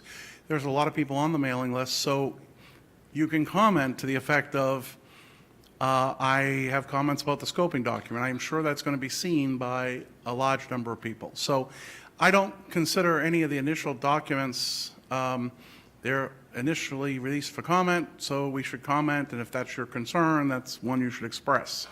But furthermore, something probably at the key to this is, in terms of the roles, one of the things that the RIRs and ICANN and IETF and ISOC said is, or at least the leaders, and in the case of ARIN, the ARIN board, is that the roles that are being performed, except for NTIA, which is the oversight role we're talking about, the other roles we don't envision moving.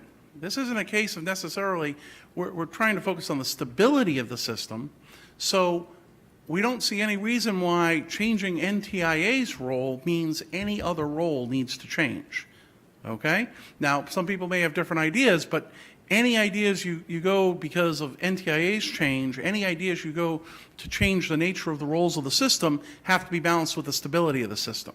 And the ISTAR organizations have come out and said, we believe all of the existing organizations are doing a fine job in their role and should continue in that role.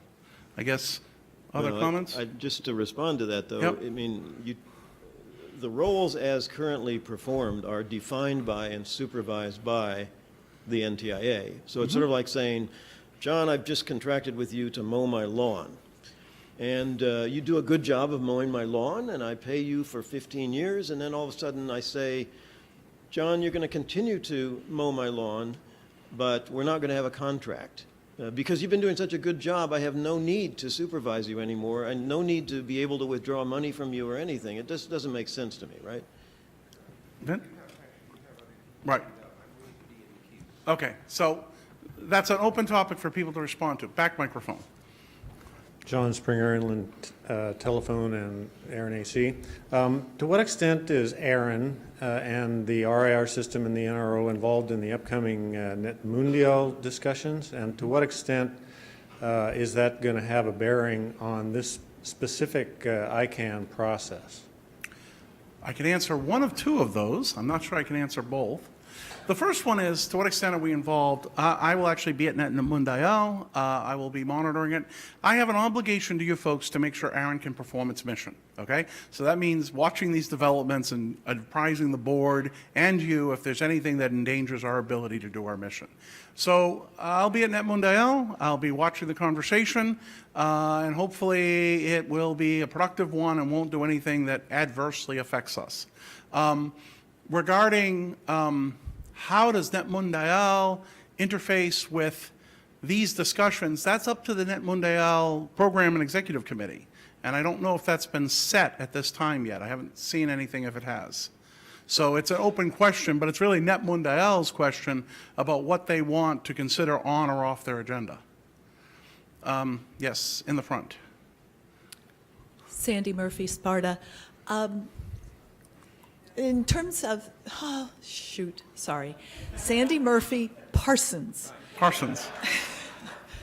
Darn it, I've said it for, so the scoping document is interesting, and the complaints about the scoping document are interesting. NTIA's statement included NTIA is not interested in giving up their current role in terms of a intergovernmental body, and statement like that. So I get the sense that NTIA reserves to itself the right to say, well, thank you for trying, but we don't like that. We're not going to give up our role. Is there a place in this process where NTIA is going to say, yea, verily? And the pretty picture that's on IANA's page that shows a very long timeline ends up with the IANA contract expires.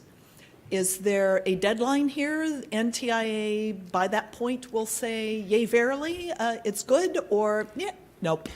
Try again. When does the transition, well, I'm sorry. I will give my understanding, the best I have, and it might be imperfect, and people who may have read more than I have can correct me. My understanding is that the NTIA has laid out several criteria, 4 specific criteria for the stewardship transition plan. So we have to actually have a plan that meets the criteria that we have to present to NTIA for them to be able to say, yes, we shall go. And they reserve to themselves the right to approve or disapprove that I plan. imagine if we present a plan that doesn't meet the criteria, According I to can't them. imagine them proceeding, so by definition, that would imply yes. Okay.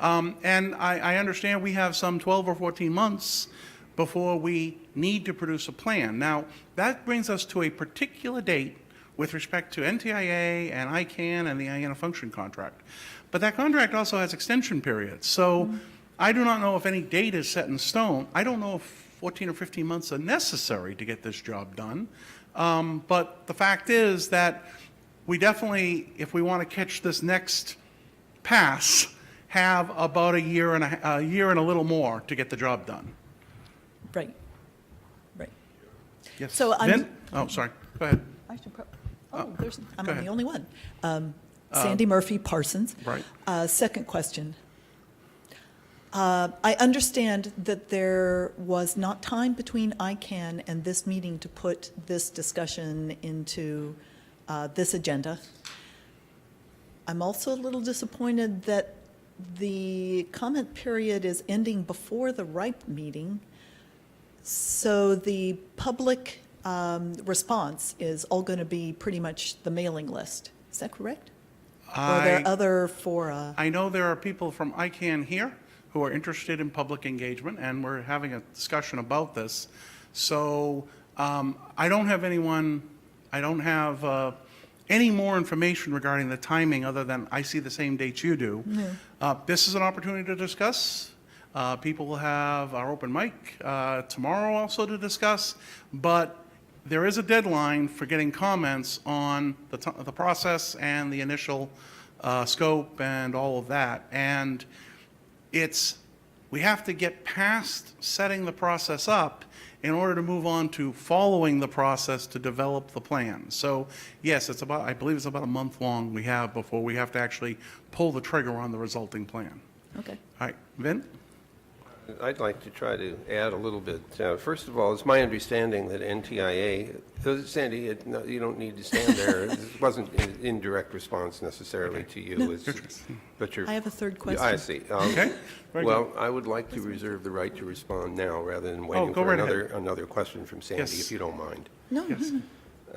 First of all, NTIA asked ICANN to conduct the consultation, so this wasn't ICANN grabbing territory. It was responding to NTIA, as I understand it.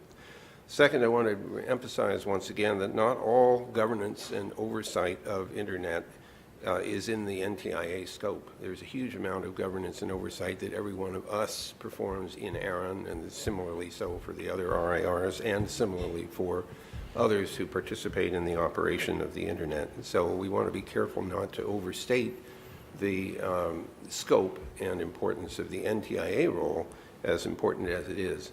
Third, this has turned into quite a hot topic in the American Congress, and so there are all kinds of bills flying around and having potential effects on this. The GAO, for example, has proposed to review this whole proposition from NTIA, and it could take a year to do that, which have a potential impact on the schedule as has been laid out. John is correct that there are provisions in the NTIA contract with ICANN that would allow it to be extended twice for two two-year periods. So when the end of September rolls around next year, if this is not all sorted out, it's probable that NTIA would continue the contract with ICANN. And finally, there are rather a large number of other fora in which this discussion is taking place. Net Mundial is coming out, as you know, in the third week of April in Sao Paulo. There's the World Economic Forum has conducted something which is a 2-year time frame. There's a high-level panel which Fadi Chahadi set up that I vice chair, and the chairman of that is the president of Estonia, and that group will be meeting again in Dubai in May after the Net Mundial happens. There's the Internet Governance Forum, which will take place in Istanbul in September, which is a fairly large-scale event. Then the ITU Plenipot comes along in South Korea. So there's an extraordinary amount of discussion going on all during the period during which the planning process is undertaken. So it's not as if we're the only forum in which this discussion is taking place. Thank you. Okay. Your third question, and then I'll go to the back mic. Go ahead. Sandy Murphy, Parsons. The scoping document notes the oversight areas where NTIA practices and includes domain name system and address allocation in that oversight. But frequently in the document, it restricts comments, the statements it's making, to the domain name system. Do they recognize the position in address allocation? One thing says NTIA plays no part in policy development for the domain name system and leaves out address allocation. So, yeah, I'll let Vint respond, and I may follow. Go ahead. So the answer is that when ICANN was being created, when the white paper came out from the White House, the people there didn't seem to understand that there was more to the domain name system than just names, or they lumped everything together under domain name system. I won't say I was beside myself, but I wasn't too happy with this lumping together of very different concepts into that one term. But the answer is that's what they thought at the time. So yes, it includes everything, even though most of us would look at that and say, you didn't get this right. There are multiple NTIA documents that say the domain name system with a footnote down at the bottom that says, including protocol parameters and IP addresses as well. Thank you very much. Come along. So just want to let you, it's a term of art. Yeah. Back microphone. Hi, Joe Catapano with ICANN. I am one of the ICANNers interested in public engagement that John was speaking of. So I am the coordinator for global stakeholder engagement for North America, focusing on the technical, civil society, and academic community. That's part of why I'm here. And I'll be here the rest of today as well as tomorrow. So please, come talk to me. If you have questions, I'll do my best to answer them. If I don't have an answer for it immediately, I will find it for you. So please come talk to me. And the deadline for the comment period is this first comment period is May 8th, midnight UTC. Okay, thank you. Center front. Owen DeLong, Hurricane Electric, ARIN AC, speaking for neither, but strictly myself as an internet citizen. The present situation with domain names is a bit of a mess, but I don't really care. It mostly works, and I can kind of ignore what happens there for the most part. The situation with numbers is quite different. Presently, number policy is run entirely bottom up. The community stakeholders get together in the various RIRs. They work through the policy process in the RIR. Policy gets developed. If we want policy that affects ICANN to get developed, we run around the world in all 5 RIRs and get them to pass at least substantially similar policy, and then we negotiate the differences and coalesce it into something through the NRONC/ASOAC that turns into a global policy, and then we hand that to the ICANN board for ratification, and life is mostly good. I would hate to see this turn into an opportunity for ICANN to invert that flow of power in number policy. That would be very, very, very, very bad. I would consider anything that requires a material change in either how we do policy or how we do global policy to be a risk, and I would be reporting it back to this community for their discussion. I will tell you, though, that, of course, this is an open call for input, so your thoughts on this process, what's going on, the scoping, the document, all of that, you should be participating anyway, but at this time, we don't see any untoward risk posed to ARIN. If that changes, you will see me coalescing comments collectively and getting the board to sign off on something we file to prevent any harm from being done. One other little nit, and I just want to point this out, and it has to do with keeping an open mind. In the last 4 months, I've had the opportunity to hear someone say, ICANN in the DNS policy development process is the embodiment, it's the reference implementation of multi-stakeholderism. It is the best example of it. Followed immediately, almost 24 hours later, on a mailing list of the IETF is actually the true multi-stakeholder process and is the best at it. Followed immediately, within about 3 days, by someone saying the RIRs are the embodiment of the multi-stakeholder system. So we actually all have slightly different systems. They're all open to everyone. They're all inclusive. They allow anybody to participate. Some of them have more representative bodies than others. Some are completely flat, almost a meritocracy in terms of the view. I would not prejudge that the processes being used in any of these areas for internet identifier management are any better or worse than others. The point is, as long as the community supports them, that's the right outcome. So just keep an open mind, even if they're different than how they do it than from us. Yes, Milton. Okay, Milton Mueller again, Syracuse University and AC. By the way, I would like to meet this person who thinks that the DNSO, the domain name process is the ideal embodiment of multi-stakeholderism, but that's another subject. I'll send you the message. Okay. So I want to ask a very specific question for you, John, and I hope I can get an answer. So you said that the ISTAR organizations had come up with a statement that basically said we want to preserve existing roles during the transition as much as possible. Okay. That's fine. What I want to know is, do you believe that during the ICANN convened process that people who don't believe that these roles should be preserved, can they advocate that position? Should they be able to advocate a different position? Or should that be ruled completely out of scope? I will tell you that I'm going to give you my personal belief, and then I'm going to tell you I actually had a chance to chat with the ARIN board about this in the last 48 hours. This is a public process. Everyone is part of the public. If you're part of the public and you feel that the process should be different or should have different scope, I implore upon you to comment. At the point in time that we actually end up with a final process and we actually move from developing the process for the next year to executing that process, then we need to all execute the same process so that we don't end up running in different directions. So you're ducking my question. There are people who have different views about the roles of the different actors in the current system. Yep. Your view and that of many ISTARs is it should be pretty much the same as it is now, even though it's going to change in significant ways. Other people have views favoring structural separation in different ways. Is it out of scope to debate those different views? You're talking about between now and when the process is set? No, I'm talking about as a matter of principle, should there be, in the process now, should it be ruled in scope that you can have different views? ICANN has convened the process, okay? ICANN has put documents out there.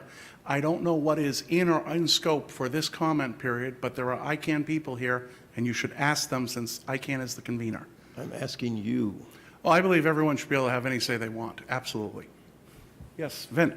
I would just make the observation that there's no way of shutting Milton up anyway, and so the consequence of that is that you should and probably will say whatever you want to, and I think that you're free to do so on that mailing list. I can say it's about what's in scope. No, I think that the process will, I hope it comes to a conclusion, and it will have to absorb literally all the input that shows up on that public distribution list. So I don't think that there's any limitation as to what you can say. As to what comes out of it, it's a function of how that process resolves itself. I guess Sandy's next. Yep. Sandy. from Parsons. Sandy Murphy Parsons. Okay. NTIA offered to give up their role and define their role in oversight. They did not offer to give up someone else's role. They asked ICANN to convene a process to decide how NTIA could transition their role to someone else. ICANN's doing that. They're answering that question. Correct. If there's a larger governance role, that's something different. Right now, ICANN's convening a process to answer that one question. Nothing says there couldn't be a parallel process, but this process is supposed to answer that question. So I agree with that basic statement that was, I believe that was ICANN's intent, but I do want to reiterate that there are a whole bunch of other parallel processes currently going on addressing a much broader range of issues, and which could indeed address some of the things that Milton mentions. Again, Milton is free, and others are, to say whatever they want to in this ICANN convened process, but I think you're correct that its focus was intended to be on what to do about translating the NTIA role into something different that the multi-stakeholder community could undertake. I want to also reiterate that NTIA was very careful to lay out its criteria and to say that it reserved the right to reject proposals that didn't meet those criteria. And I think that's however you might feel about that, it looks on the surface to have been a responsible thing to say. Okay, thank you. I'm going to do last call at the mics for internet governance. Last call at the microphones for internet governance. Closing in 10, 5, 3, 2. Microphones are closed for internet governance. I see no other questions. Any remote? None? Wonderful. That concludes the internet governance session. We're now going to move directly into open microphone. I'd like to congratulate everyone after 2 days of policies. Everyone's done a really great job. The open microphone is available for any topic, and that includes topics such as issues that might have arisen in the consideration of policies. We do have tomorrow our member meeting. We're going to be giving reports and more operational natures on ARIN. If you have something related directly to ARIN operations, I'd ask you hold it, but the open microphones are open for any topic. Please approach the mics. This is sometimes our liveliest session, actually. And sometimes yes. not. Go. Chris Spears, Internet 2. So in the discussion of 2014-11, brought up a statistic from one of the ARIN presentations at ARIN 31, registration services update, where it says that 44% of all organizations served by ARIN are legacy. Another 44% are non-member customers, and only 12% are ISP members. Right. So again, I think Jason Schiller pointed out there is a very complex Venn diagram of the overlapping nature of some of these groups because of different assets held. But I think that addressing legacy is very important. It's an important issue. Recognize we do have about 4,500 members who are members, ISP members, and that also includes about 500 legacy organizations above and beyond that. We then have 1,400 end users who are also under agreement. Mm-hmm.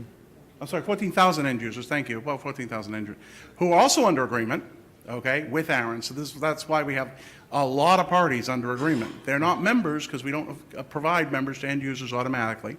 And then there's about 16,000 legacy organizations, and I can't say that legacy is end user or ISP because some legacies you really would consider an ISP and some you'd really consider an end user. They come in once they've signed an agreement effectively looking like a legacy organization with fees similar to end users and similar. We have, so if you all total, 36,000 organizations, about 20,000 have formal relationships with ARIN, about 16,000 do not, as legacy not under any agreement. It's a very important component, but it's also those people who have relations prior to 1998.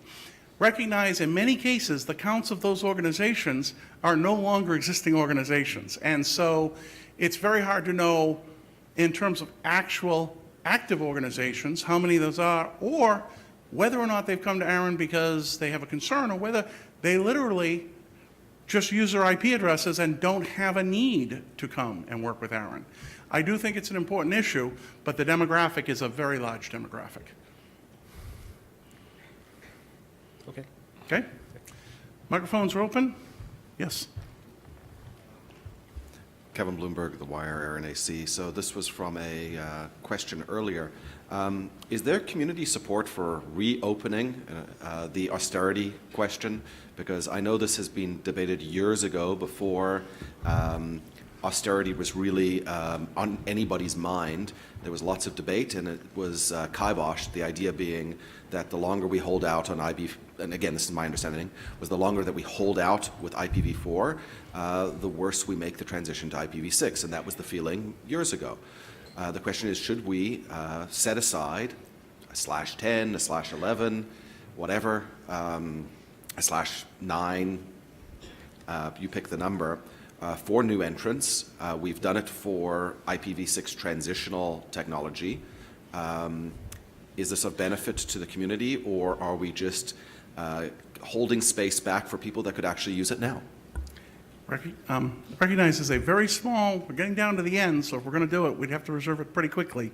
But comments, yes, back microphone, Martin. Martin Hannigan from Akamai Technologies. I do think we should set something aside, but I don't think that we should set something aside from the current free pool.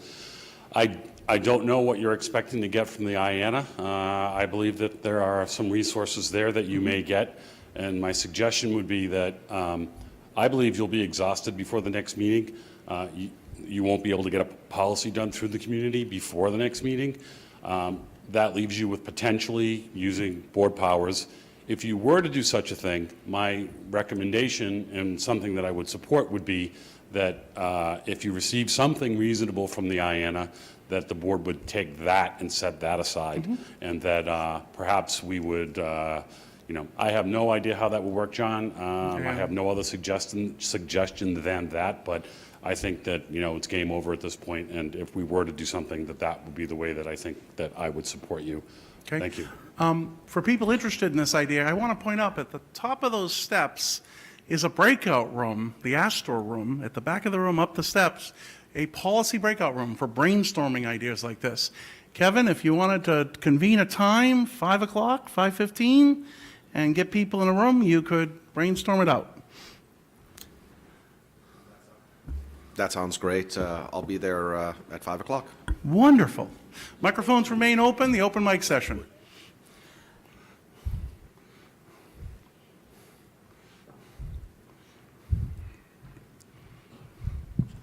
Hi, David Huber from Microsoft. I have a real quick request for you, John, or council.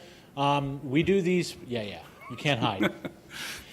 We do these policies, and sometimes we put this artifact of text in them. The receiver must sign an RSA, and it bothers me a little bit. Can you give us guidance? You don't have to do it now, but can you give the community specific guidance on whether or not that language is necessary, unnecessary, op, no op, etc.? Acknowledged. I think we can do a better job in making sure people understand that that language is not needed because it is required in almost every case. And maybe we need to enshrine that in some place so the AC can rely on it. But it's a good point. We shouldn't be repeating it and throughout the NRPM and every policy that involves moving of addresses. Okay, thank you. If I can try to support this, but I want to understand what the rationale was. One possible reason for making it appear in one place and making it clear it applies all the time is that if you keep saying it, it may give people the impression that there are some cases where it's not required, and I think that may be part of the motivation for fixing this. Microphones remain open for open mic. Yes, remote participant. Andrew Koch, there have been several emails on the open requests to ARIN and priority. Is there any reporting from ARIN on the status and priority list?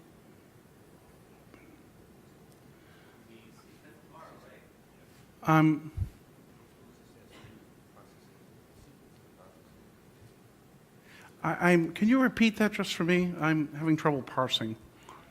I was going to ask him a question too, but it says there have been several emails on open requests to ARIN and priority. Is there any reporting from ARIN on the status and priority list? This may have to do with first approved, first out, or first to arrive and first out. There was a question about what that meant. I would ask for clarification from the remote. I asked him priority of the suggestions and the suggestions. Suggestions, yes. And he said correct. Yes, we actually have very good reporting online. We gave, yesterday, Richard gave an update as to the ones that are outstanding right now, and Nate highlighted all the development of what's gotten done. All of the suggestions and their current status are online in the suggestion queue. There are some that are, staff are busy trying to figure out how to integrate into a plan somewhere. If there's a particular one that someone's worried about, they can drop a note to ARIN Consult and say, what's happening with this, or drop it to me, and I'll be happy to respond. No problem. But we have been knocking them off pretty quickly now. Okay? Hi, Chris Spears, Internet 2. I have a question about something that was anomalous in the 2013 report. Okay. I don't know if it's the right forum here. Sure. There was something on the order of a 5-fold increase in SWIPs processed in 2013 over previous years. This is on the order of like 2 million SWIP delegations or SWIP templates processed. Does ARIN have any insight into what the cause of that was or what precipitated that? Mark, you want to talk about a 5-fold increase in SWIPs? Actually, it's coming out in a report tomorrow, but I'll be happy to talk about it here. So one of the things that we've had, and I think it's there's two parts of it. One is actually templates being processed, and the other is RESTful transactions through RegRWS. We're seeing a lot of people use a lot of uptake with RegRWS, for example, and so people are using that system and perhaps actually starting to update their information a little bit more frequently, given that it's much easier to use. So that's a hypothesis, but it seems like a pretty reasonable one. Okay, thank you. Microphones remain open. Yes, center rear mic. Sandra Brown, IPv4 Market Group. John, I've been writing for the RIPE area for some time, an inter-RIR transfer policy, as you may know. And it's being resurrected, and as you know, there are not like needs assessment policies between the two regions. So if and when the RIPE inter-RIR transfer policy is implemented, passed, implemented, and so on, which could take quite a bit of time, what is the thought if at an operational level a situation should arise where entity in North America with no contract with ARIN chooses to engage with I guess the right term would be an LRR in the RIPE region and make a private transfer following policy in both regions, so to speak, in terms of how they look at the situation. Can you comment on that situation and perhaps what we need to do at some point before the policies go too far is go offline with the leaders of both regions and talk this through at a very serious level before it comes to a head publicly and so on? When the RIPE region contacted us to say, is the transfer approved, we'd indicate that the resources are in the registry in this region, subject to the policies of this region, and there is no approved transfer. You would not end up with the resources moving as a result, because the resources are subject to the policies of this region, and we would not acknowledge to RIPE that it was okay to transfer. Unless this community changes policy, obviously. Okay. I've seen comments written by some of the leadership of RIPE that says that ARIN has a very small stick in that situation. So what's your comment if RIPE should choose to follow the policy with that kind of outlook? In other words, they choose to register and you have a conflict. I think still, to my point, and I'm not trying to be, I'm being controversial, but I'm not intending to. I think we have a situation where there's a relative surplus of IPs in North America compared to Europe, and there's a situation where entities want to transfer IPs, and you have a company with no agreement with you that wants to transfer to a company, an LIR in Europe, and there's a situation, and I'm suggesting that it may be better, rather than have an open conflict, for the two organizations to talk it through rather than to publicly make that statement. That's actually something for the communities in both regions to talk through, not the organizations. We don't have a choice in following the policy. So we've been able to maintain uniqueness for decades. I suspect we'll be able to still maintain uniqueness even in that case.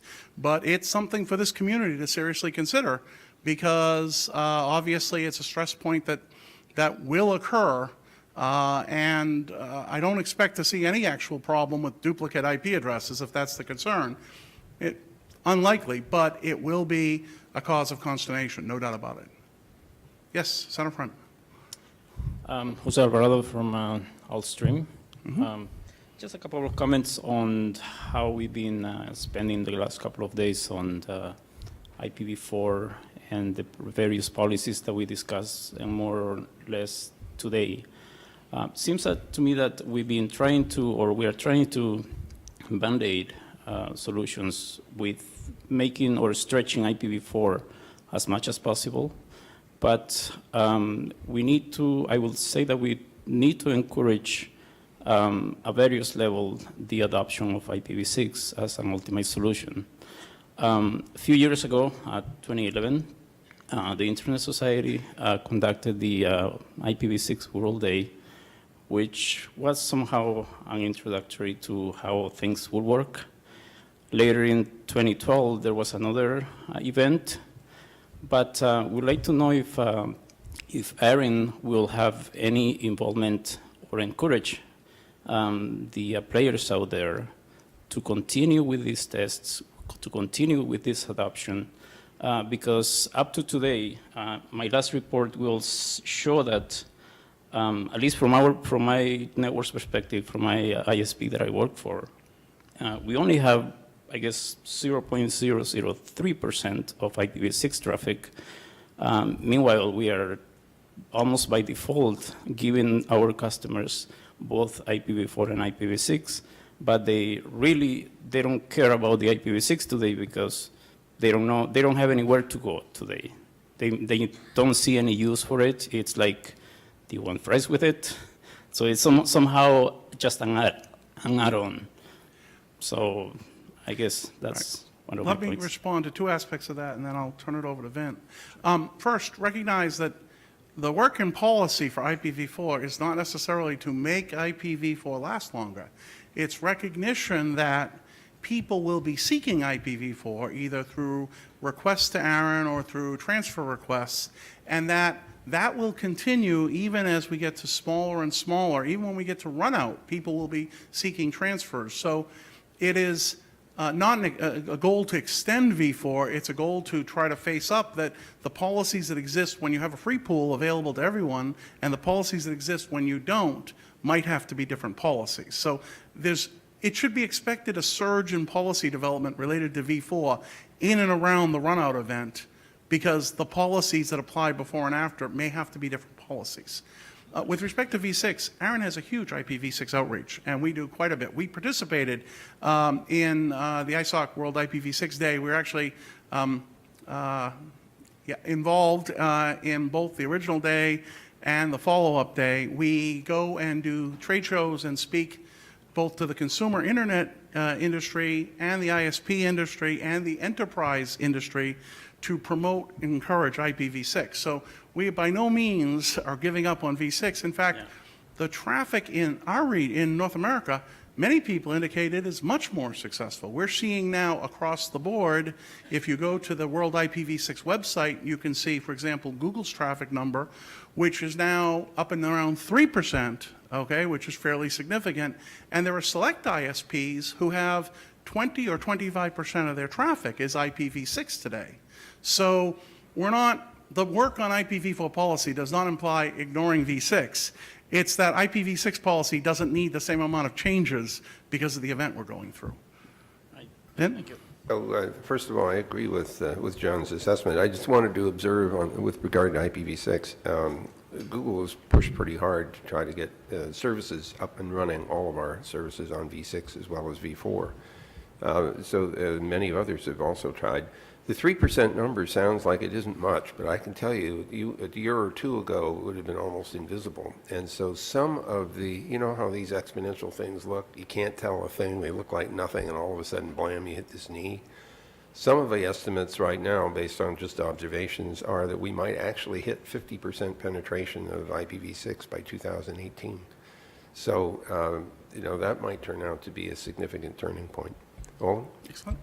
You have Dave Farmer? David Farmer, University of Minnesota, with this hat. We're one of those 25%-ish ISPs, and we're doing over 500 megabits a day peak of IPv6 traffic. With my ARIN AC hat on, not, like I said before, not all policies have the same meaning to everybody. I want to be very clear that one of the policies I authored, the 2014-1 out of region use, I could care less about the meaning of it for v4. It's about v6 to me personally. We need to deploy v6, and getting this craziness that's being caused by the v4 run out of v6 way is extremely important. Excellent. Front and center, Owen? Owen DeLong, Hurricane Electric, ARIN AC. As some of you may know, I've had a little bit to do with IPv6 over the last few years. We've actually had a lot of policy development work in the IPv6 arena in just the last 2 to 3 years. We pretty much completely rewrote from scratch, first the ISP and second the end user policy. And I seem to recall David and I being the primary people pushing those two drafts up the hill and over the cliff and into policy in the NRPM. So basically, I think that work is largely done, and those policies are actually now working relatively well for the community. If you have a concern about the existing v6 policy, please by all means approach myself, David, or any other AC member, and we will be happy to help you turn those into a draft so that they can get an airing among the community and possibly turned into policy modification as well. Certainly, we have no intent of avoiding work on v6 policy if work on v6 policy is needed, but we have tried to make the v6 policy as good as we can, and we're continuing to try and adapt the v4 policy to rapidly changing circumstances. And I think I can speak for many people here when I say that we will be very glad when we don't have to tinker with v4 policy anymore, and in fact can stop dealing with the mess that is v4 altogether. Excellent. Okay, I'm going to be closing the mic soon. Go ahead, rear mic. John Springer, Inland Telephone, ARIN AC. If people continue bringing us IPv4 policies, we're powerless to refuse them. Right. If people want to bring us v6 policies, we are powerless to refuse them. So all the people that have comments about deck chairs and Band-Aids and other rubble bouncing type things, bring us policies that you want us to advance, and we will. But we can't stop advancing v4 policies. Only the community can do that. Okay. Center front, Heather? I think he wants to respond. I'm on to something else, so. You want to respond? Go ahead. Very quickly, I believe in another region there was a policy to end policy. And so, yes, it would be possible to end, I guess, policy for a time. But that policy was ended. But that policy was ended. Heather?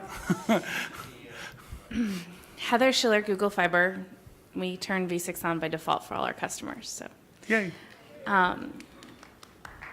But on to something completely different. So and I'm so sorry that I don't remember who said it, but sometime yesterday somebody mentioned something about ASNs being used that weren't allocated.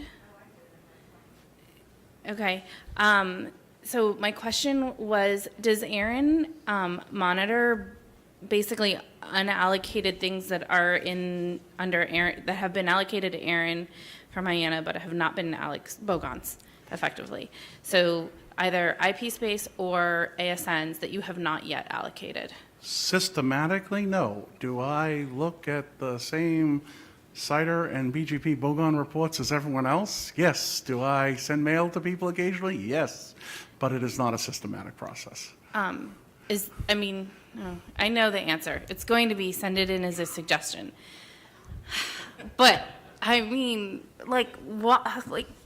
you're supposed to be stewards of the resources, and I guess you do it at the time you go to allocate it, but in the meantime, it's getting used for bad stuff. So, kind of like keep up after the stuff you're stewards of. But if it's being used for bad stuff, okay, give me a little more detail. So if someone goes and announces like a /24 that you've not allocated and spams from it for 24 hours, right, and then stops announcing it and uses it for other badness, but you're not pursuing that. If we were, let's say hypothetically, we saw that this 24 was in use and it hasn't been allocated. Continue. That's A. Now what's B? What's the next thing we do? The next thing you do is you find out so if it's being advertised from an AS that is properly registered, you notify the holder of the AS and say, hey, this block hasn't been allocated, please stop announcing it.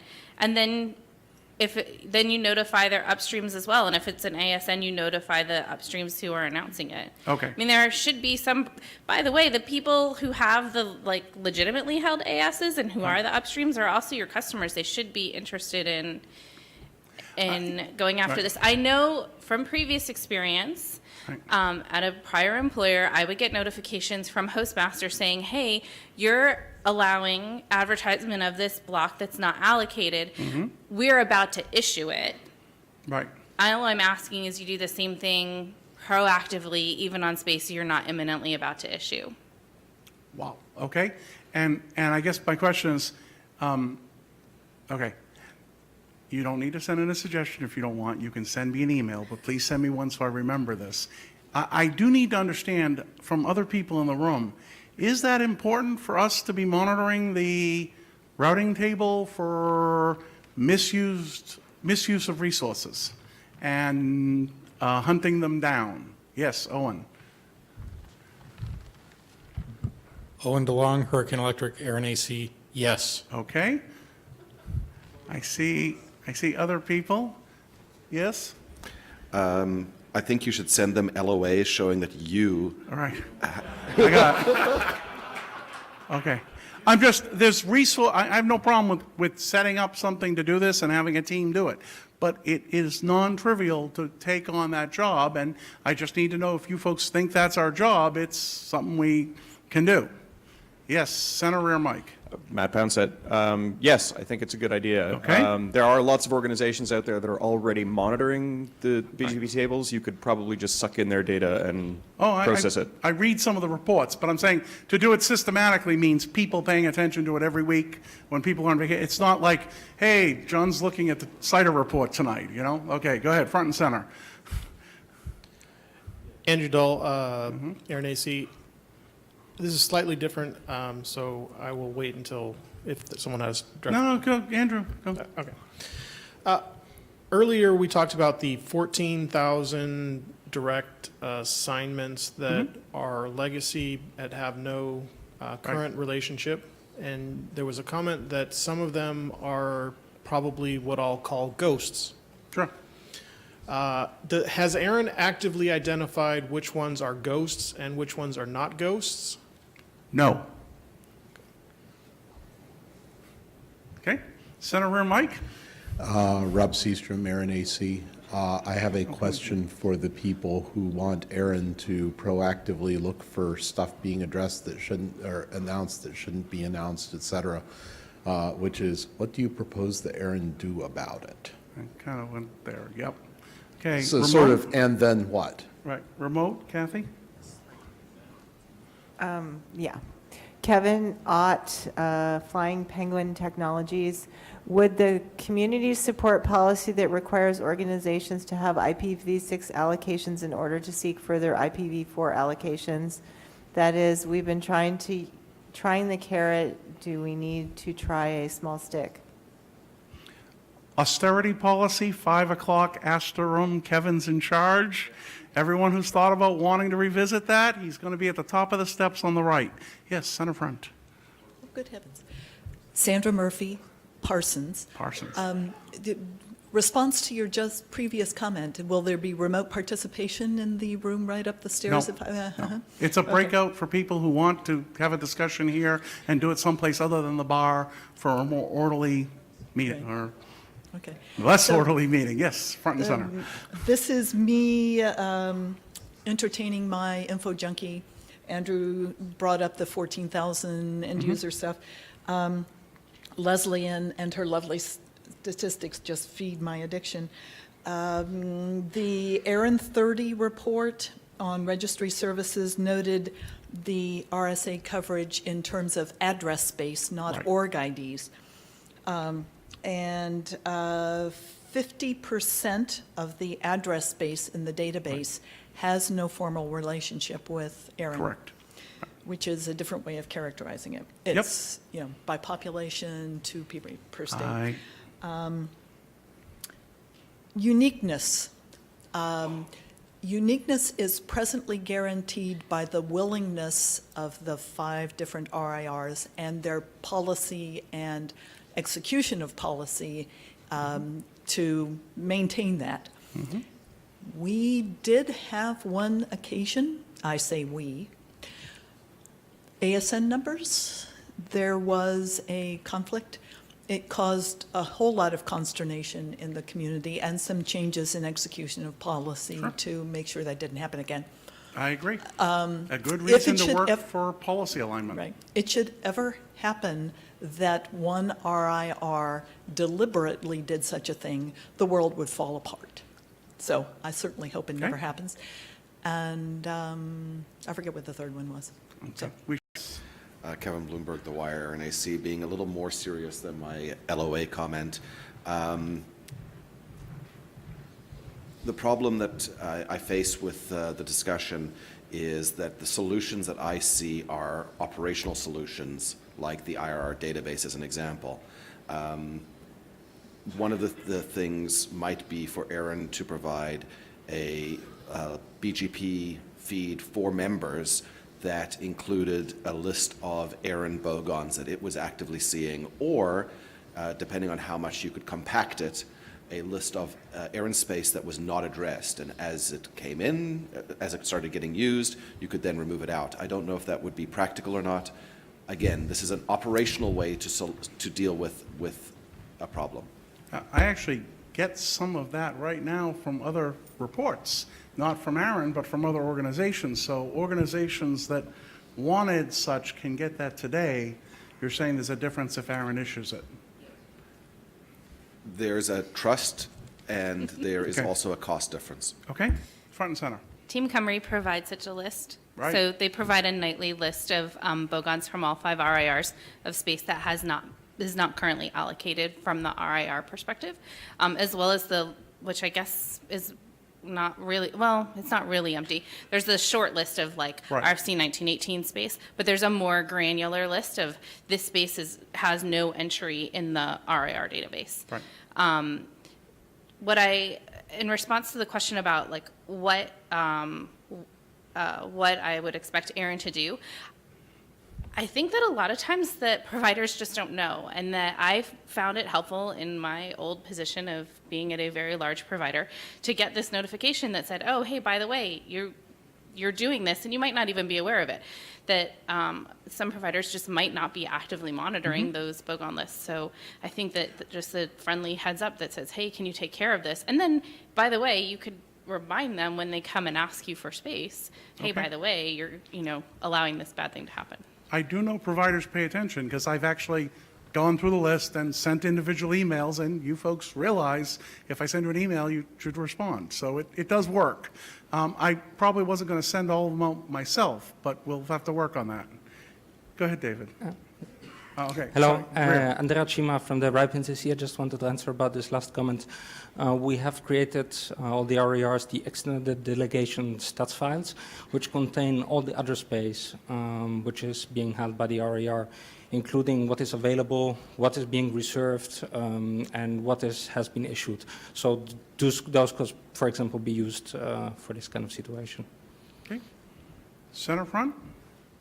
David Huberman, Microsoft. So, as I've earlier said, I'm a little concerned about our community's level of participation. I started participating in the ARIN community in 1999 as a staff member, and back then there was a really high level, in my opinion, of operator participation and of really very technically clueful input. There were a lot of folks who built the internet, who participated in ARIN in a really meaningful way, at least when I got here. And I'm worried that right now, and we've seen statistically a bit with Leslie's NRO and with presentation and with your presentation, that we might not be sufficiently representative of the entire community that we serve, that ARIN serves. What do you mean by that? Here, I'll get to it. So you asked about ideas, right? Well, we've got 14,000 RSA signers, is that correct? Mm-hmm.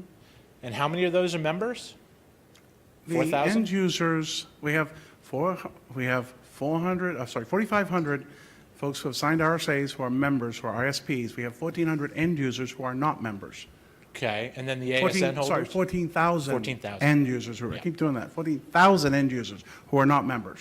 And then there's the how many legacy holders who? About 16,000. Okay, so we have 30,000 and 4,500. Correct. And I'm just throwing out ideas here because you asked for solutions, trying to throw solutions. Would it help if those 30,000 folks were afforded membership? Would more people think they could be brought into the fold if they had membership, including voting rights? It's a great question. You have the other side of the problem, which is if you afford membership, now we have 15% of the 4,500 members, we get between 14 and 15% at every election. That's an extremely high turnout.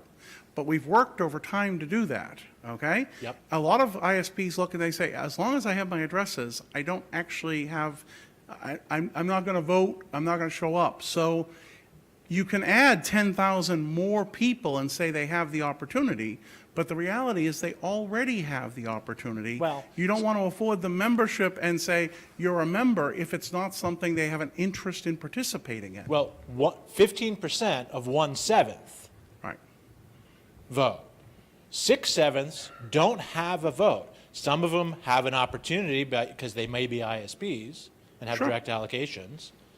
But the vast majority of them have direct assignments or AS numbers. And for $500, they can be a member and vote if they wish. I probably asserted my experience. Most don't know that. Right. And I guess my question is, and it doesn't have an answer. It is really rhetorical. As for thought is, we need a way to bring more people in the fold. I understand the argument that we can only do so much and people have to show up, right? But I don't think we should just give up at what we've already done. I think we should keep going and trying new things. One of those new things, maybe, is give more people automatic membership. At least the folks who have signed an RSA. Maybe it will bring them in, maybe it won't. Right. Given that participation in the policy meeting is open to everyone, and we don't have 4,500 people here, it's hard to say whether we'll have a bigger room, but it's a point worth discussing. I agree. Center rear mic. I think you have just done what I was going to do, which was to point out that membership is not something that's required to participate here.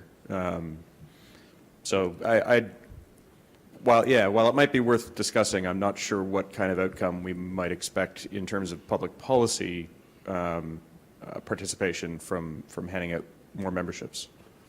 Okay.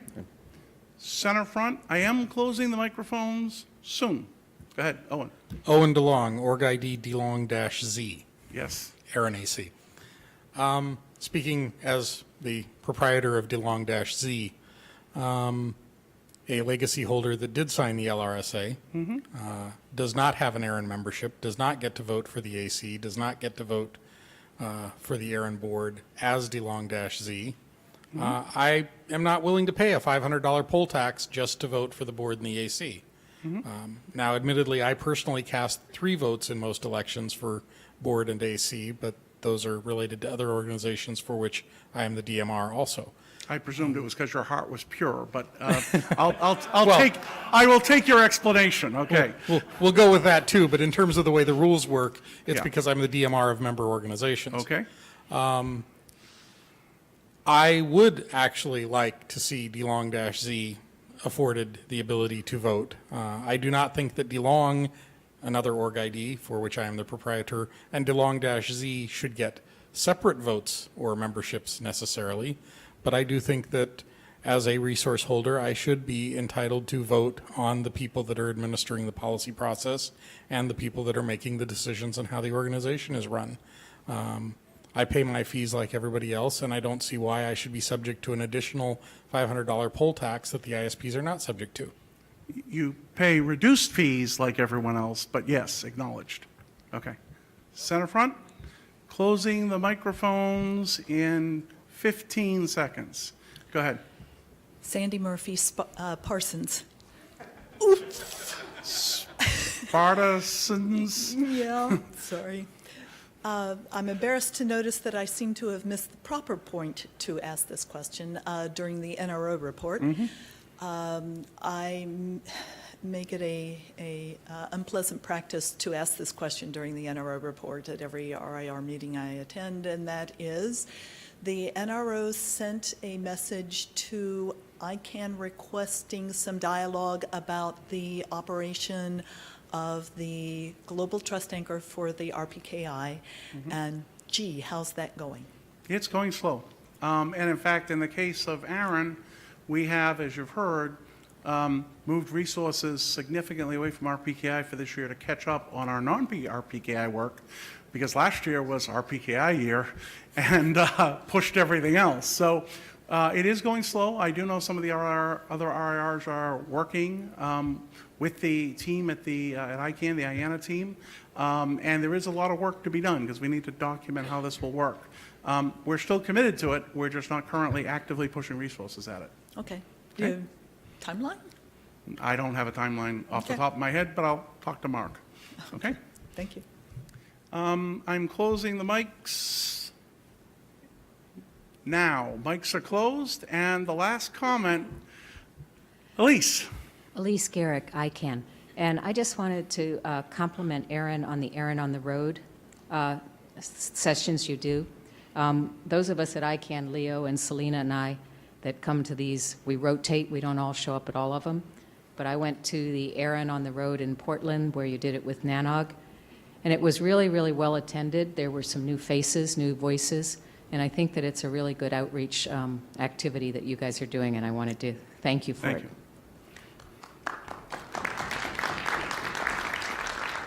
The praise is to Susan, who was brainchild and idea behind all that.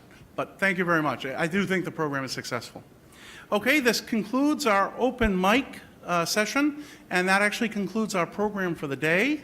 I think I have final slides. Oh, look at that. Thanks for our sponsors, Service Central and RCN. The next slide is going to say, thank you, Google, for the webcast. Yes, thank you, Google, for the webcast. I'm slow, but I can be trained. Okay, and meeting guests. There is a list info. You can subscribe if you want to coordinate your transportation to the airport regarding tomorrow and exiting. We also have a meeting survey. You'll get an email link. If you have the ARIN 33 event app, you'll actually get a notice there. All responses received by April 23rd will be in a lottery for an Xbox One, so worth thinking about. Reminders, we're going to start tomorrow, the meeting at 9, breakfast at 8 a.m. The meeting is open to everyone. It's our member meeting. We give the status of the organization, but everyone is welcome to attend. You can see the materials for it online. That is it. I'm told it's warm and sunny, 80 degrees outside. Everyone enjoy the evening, and I will see you tomorrow. Thank you.